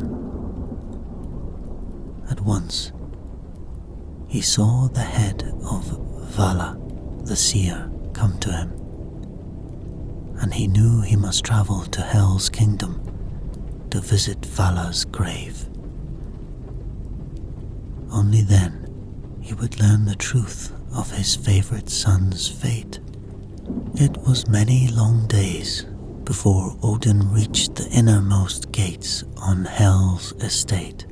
He moved quietly so that Hel would not know of his coming, and he was disregarded by most of the workers in her lands, for they were intent on some celebrations and were preparing the hall for the arrival of an esteemed guest. At last, the mound of Vala's grave appeared, and he sat there on it, keeping his head so low that the prophetess would not catch a glimpse of his face. Vala was a seer of all things future and all things past, and there was nothing that escaped her bright eyes, and she could be called upon only by magic of the ruins to tell her of knowledge. The grave was wreathed in shadows, and a mist hung uneasily over the tombstone. There was a silence as Odin whispered to Vala to come forth.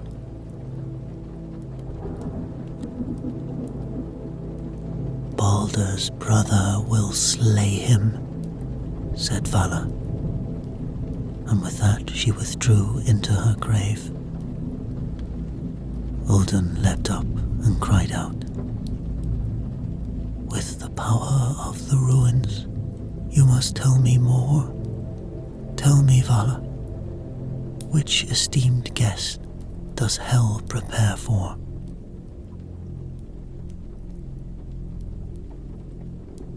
"Baldur," she muttered from the depths of the grave, "and I will say no more." Odin shook his head with concern. He could not see how it could be possible that Baldur's brother would take his life. Baldur and Hoder were the closest of brothers and shared the same thoughts, and indeed speech for much of the time. He returned to Asgard with his concerns still intact, and he discussed them there with Frigga, who listened carefully. "I have a plan," she announced, "and I am certain you will agree that this is the best course of action for all of us. I plan to travel through all 9 lands, and I will seek the pledge of every living creature, every plant, every metal and stone, not to harm Baldur."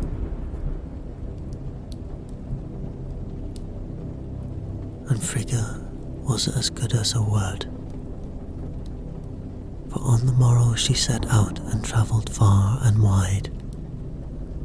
Everywhere she went, extracting with ease the promise of every living creature and inanimate object to love Baldur, and to see that he was not injured in any way.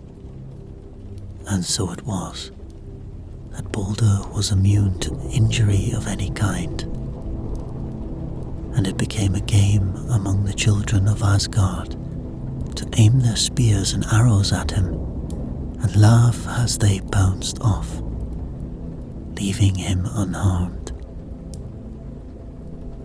Baldur was adored throughout the worlds, and there was no one who did not smile when he spied him.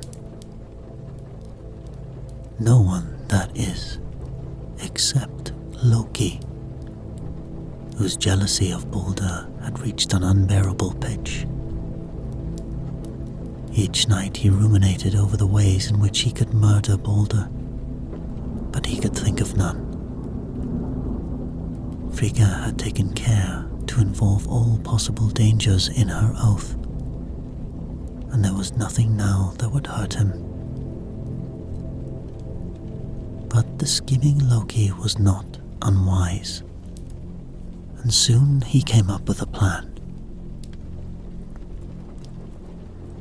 Transforming himself into a beggar woman, he knocked on Frigga's door and requested a meal.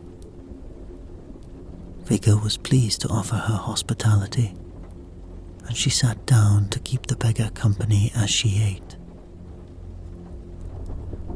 Loki, in his disguise, chatted on about the handsome Balder, who he'd seen in the hall, and he mentioned his fears that Balder would be killed by one of the spears and arrows he had seen hurled at him. Frigga laughed and explained that Balder was now invincible. "Did everything swear an oath to you then?" asked Loki slyly. "Oh yes," said Frigga, but then she paused. "All that is, except for a funny little plant which was growing at the base of the oak tree at Valhalla. Why, I'd never before set eyes on such a little shoot of greenery, and it was far too immature to swear to anything so important as my oath."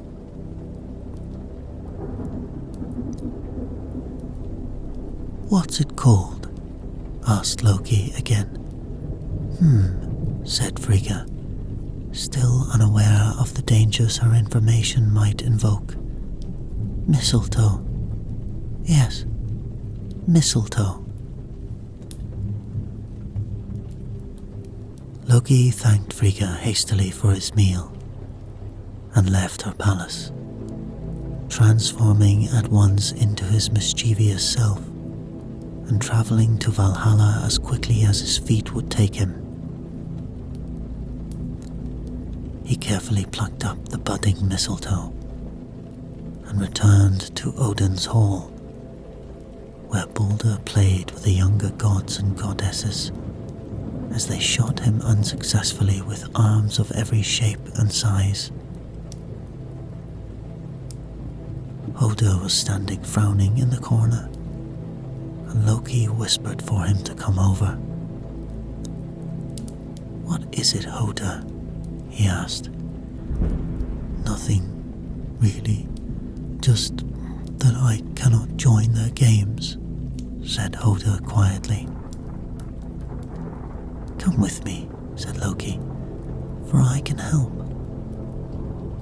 And leading Hoder into a position close to Balder, he placed in his hands a bow and arrow fashioned from the fleetest of fabrics. To the end of the arrow, he tied a small leaf of mistletoe and chopped the razor-sharp tip with a plump white berry. "Now, shoot now," he cried to Hoder, who pulled back the bow and let the arrow soar towards its target. There was a sharp gasp, and then there was silence. Hoder shook his head with surprise. Where were the happy shouts? Where was the laughter telling him that his own arrow had hit its mark and failed to harm the victim? The silence spoke volumes, for Balder lay dead in a circle of admirers, as pale and frightened as if they had seen hell herself.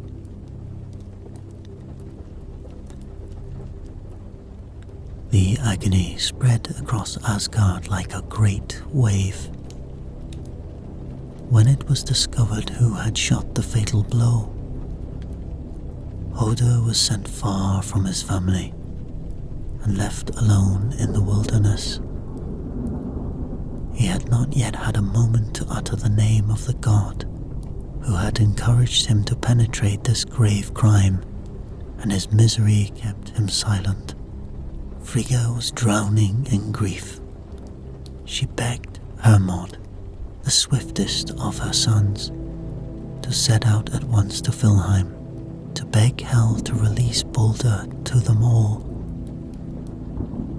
And so he climbed upon Odin's finest steed and set out for the 9 worlds of Hell, a task so fearsome that he shook uncontrollably. In Asgard, Frigga and Odin carried their son's body to the sea, where a funeral pyre was created and lit. Nanna, Balder's wife, could bear it no longer, and before the fire was set out on the sea, she threw herself on the flames and perished there with her only love.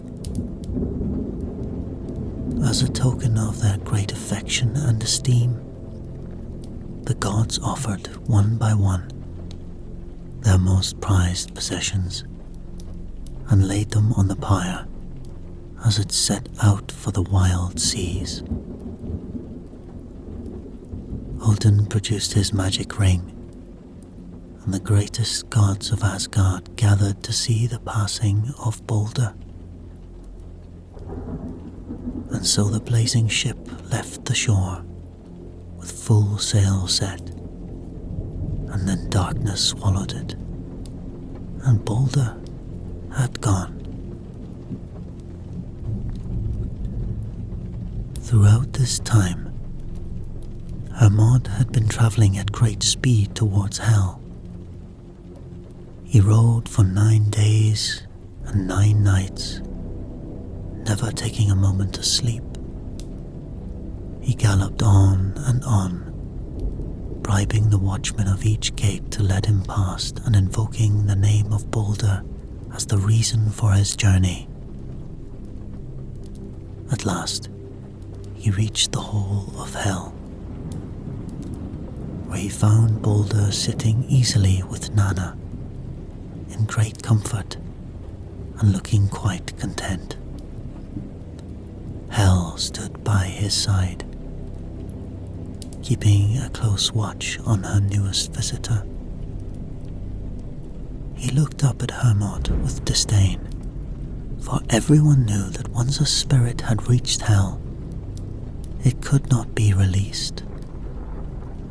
But Hermod fell on one knee and begged the icy mistress to reconsider her hold over Balder. Please, Queen Hel, without Balder we cannot survive. There can be no future for Asgard without his presence, he cried. But Hel would not be moved. She held out for 3 days and 3 nights, while Hermod stayed right by her side, begging and pleading and offering every conceivable reason why Balder should be released. And finally, the Queen of Darkness gave in. "Return at once to Asgard," she said harshly. "And if what you say is true, if everything in Asgard loves Balder and cannot live without him, everything living and inanimate, then he will be released. But if there is even one dissenter, if there is even one stone in your land who does not mourn the passing of Balder, then he shall remain here with me." Hermod was gladdened by this news, for he knew that everyone, including Hoda, who had sent the fatal arrow flying through the air, loved Balder. He agreed to these terms at once and set off for Asgard, relaying himself and his news with speed that astonished all who saw him arrive. Immediately, Odin sent his messengers to all corners of the universe, asking for tears to be shed for Balder. And as they travelled, everyone and everything began to weep, until a torrent of water rushed across the tree of life. And after everyone had been approached, and each had shed his tears, the messengers made their way back to Odin's palace with glee. Balder would be released. There could be no doubt. But it was not meant to be. For as the last messenger travelled back to the palace, he noticed the form of an old beggar woman, hidden in the darkness of a cave. He approached her then, and bid her to cry for Balder, but she did not. Her eyes remained dry. The uproar was carried across to the palace, and Odin himself came to see dry eyes, whose inability to shed tears would cost him the life of his son. He stared into those eyes, and he saw then what the messenger had failed to see, what Frigga had failed to see, and what had truly caused the death of Balder. For those eyes belonged to none other than Loki, and it was he who had murdered Balder, as surely as if the arrow had left his own hands. The sacred code of Asgard had been broken, for blood had been spilled by one of their own in their own land. The end of the world was nigh, but first Loki would be punished once and for all. The wrath of the gods was so great that Asgard shuddered and shook. As Odin looked down upon Loki in the form of the beggar woman and made the decision to punish him, Loki transformed himself into a fly and disappeared. Although he was crafty, even his most supreme efforts to save himself were as nothing in the face of Odin's determination to trace him. Loki travelled far to the distant mountains, and on the peak of the most isolated of them all, here he built a cabin with windows and doors on all sides, so that he could see the enemy approaching and flee from any side before they reached him. By day, he haunted a pool by a rushing waterfall, taking the shape of a salmon. His life was uncomplicated, and although he was forced to live by his wits, and the fear of the gods' revenge was great, Loki was not unhappy. From his throne above the worlds, Odin watched and waited, and when he saw that Loki had grown complacent and no longer looked with quite such care from his many windows, he struck. It was one particular evening that Loki sat weaving. He had just invented what we today called a fishnet, and as he worked he hummed to himself, glancing every now and then from his great windows and then back at his work.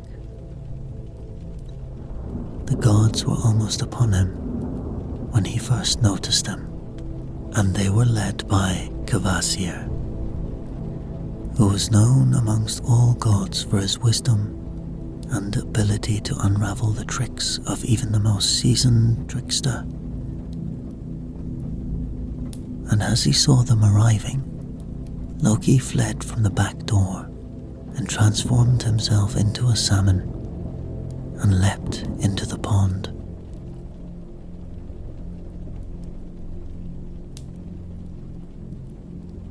The gods stood in the doorway, surveying the room. Aesir walked over to the fishing net and examined it closely.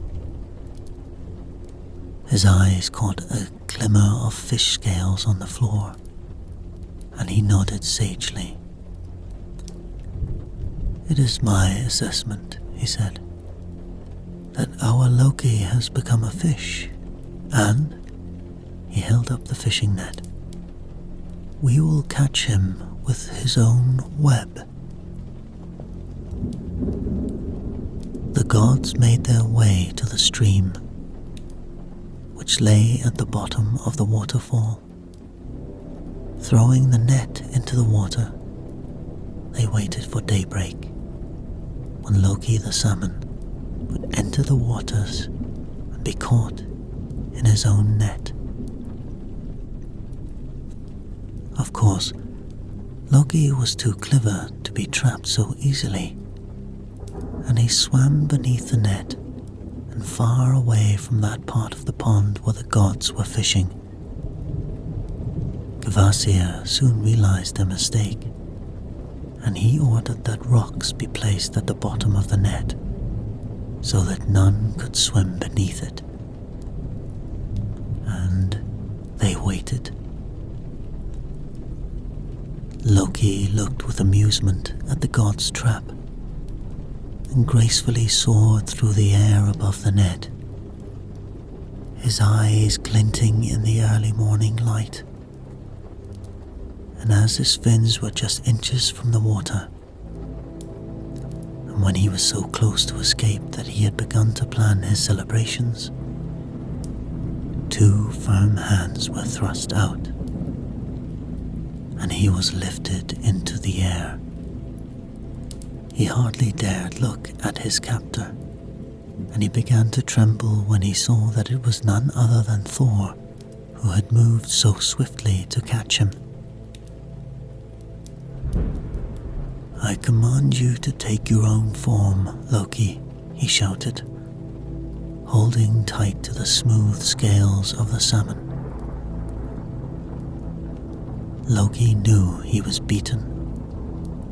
Quietly, he transformed himself once again into Loki, only to find himself hung over by the heels of the rippling waters.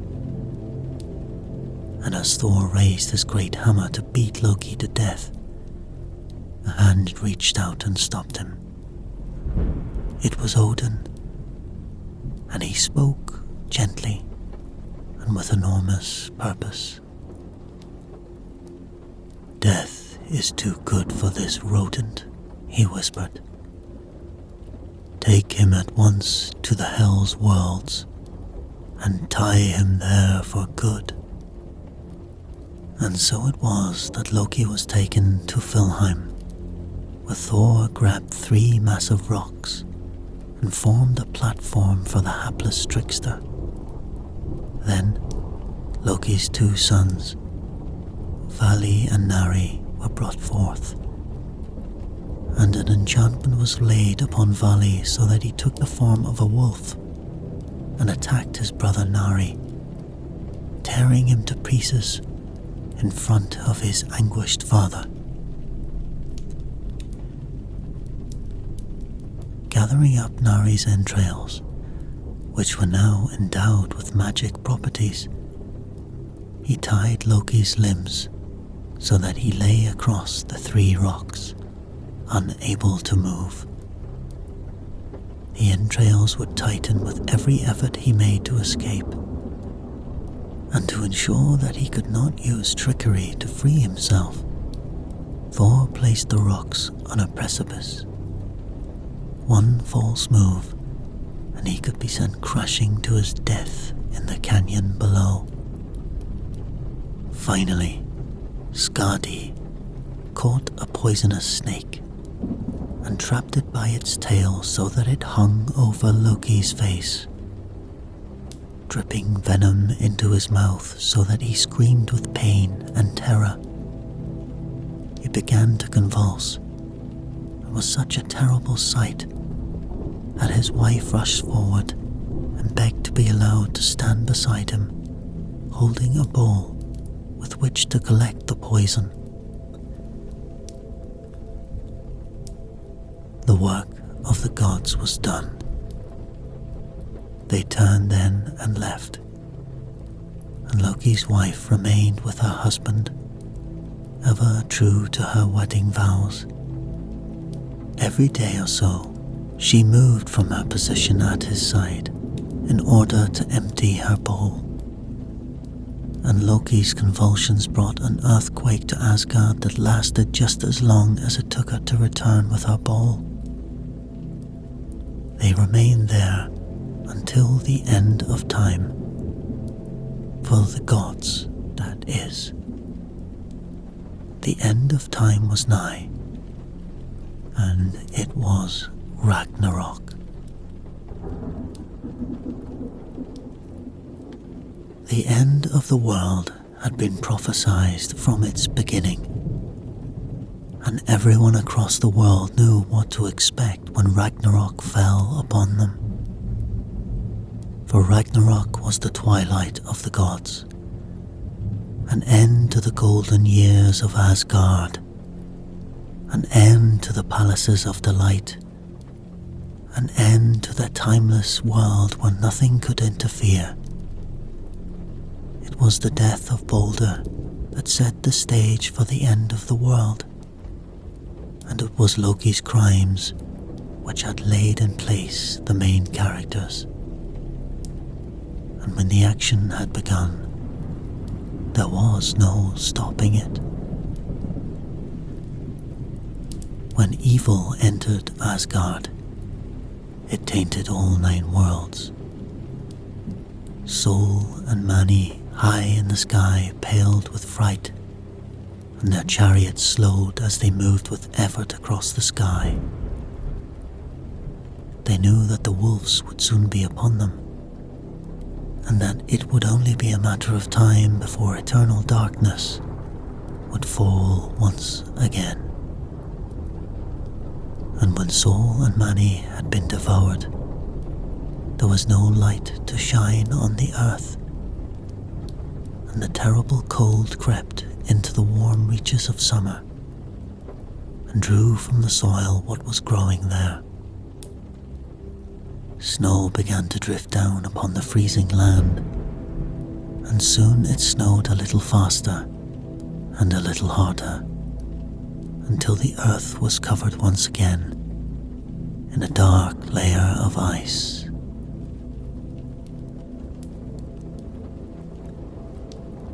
Winter was upon them, and it did not cease. For 3 long frozen seasons it was winter, and then, after a thaw that melted only one single layer of ice, it was back for 3 more. With the cold and the darkness came evil, which rooted itself in the hearts of men. Soon, crime was rampant, and all shreds of human kindness disappeared with the spring. At last, the stars were flung from the skies, causing the earth to tremble and shake. Loki and Fenris were freed from their manacles, and together they moved forward to wreak their revenge on the gods and men who had bound them so cruelly.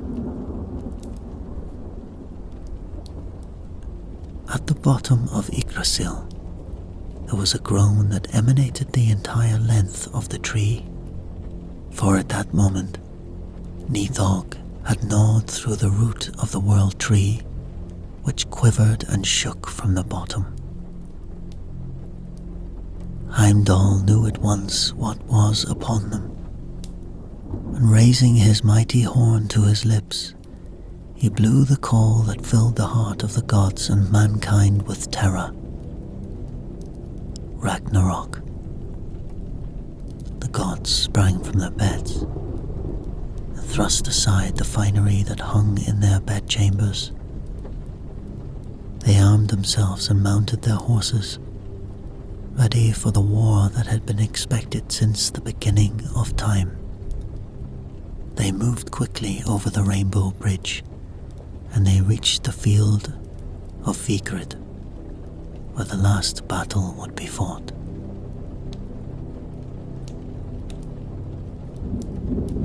The turmoil on earth caused the seas to toss and twist with waves, and soon the world serpent was woken from his deep sleep.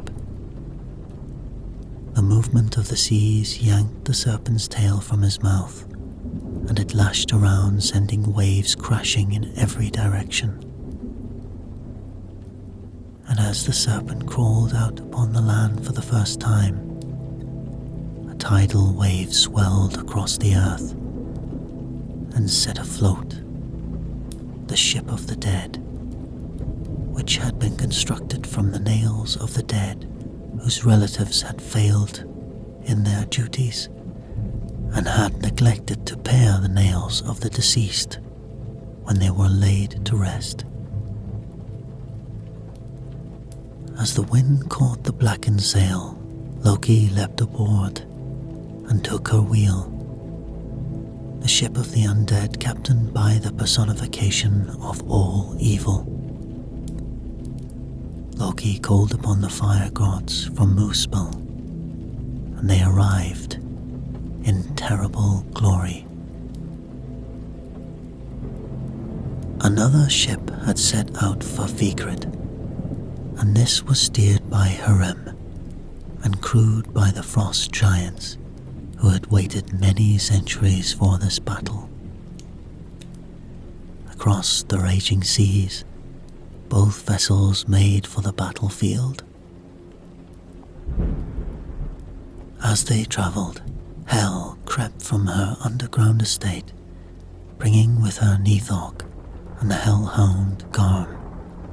From up above, there was a great crack, and Sita, with sword blazing, leapt with his sons to the Bifrost Bridge.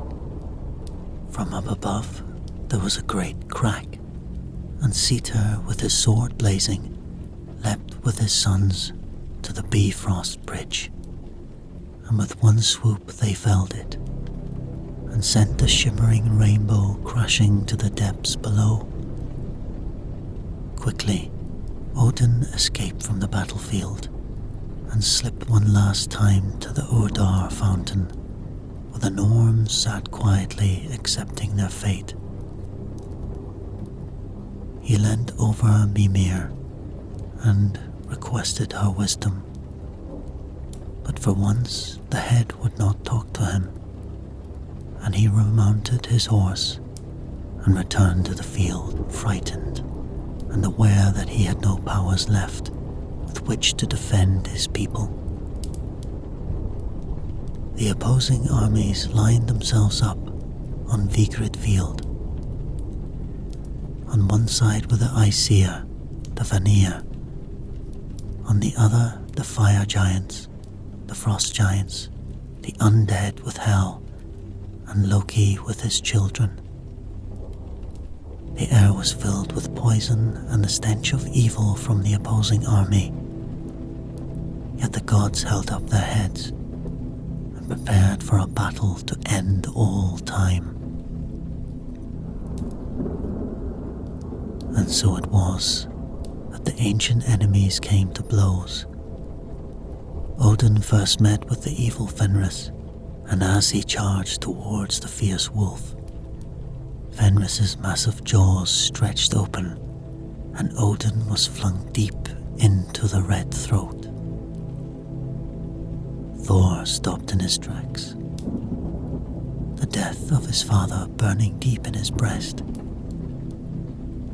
And with renewed fury, he lunged at the world serpent, engaging in a combat that would last for many hours.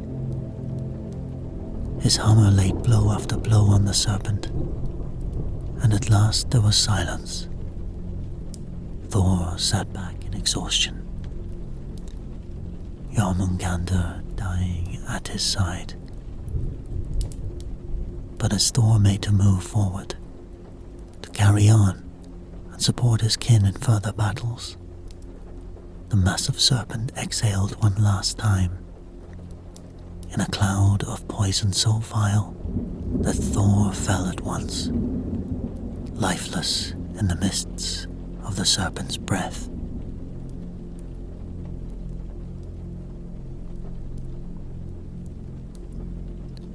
Heimdall met Loki hand to hand, and the forces of good and evil enraged in the battle that had been raging for all time. Their flames engulfed one another. There was a flash of light, and then there was nothing.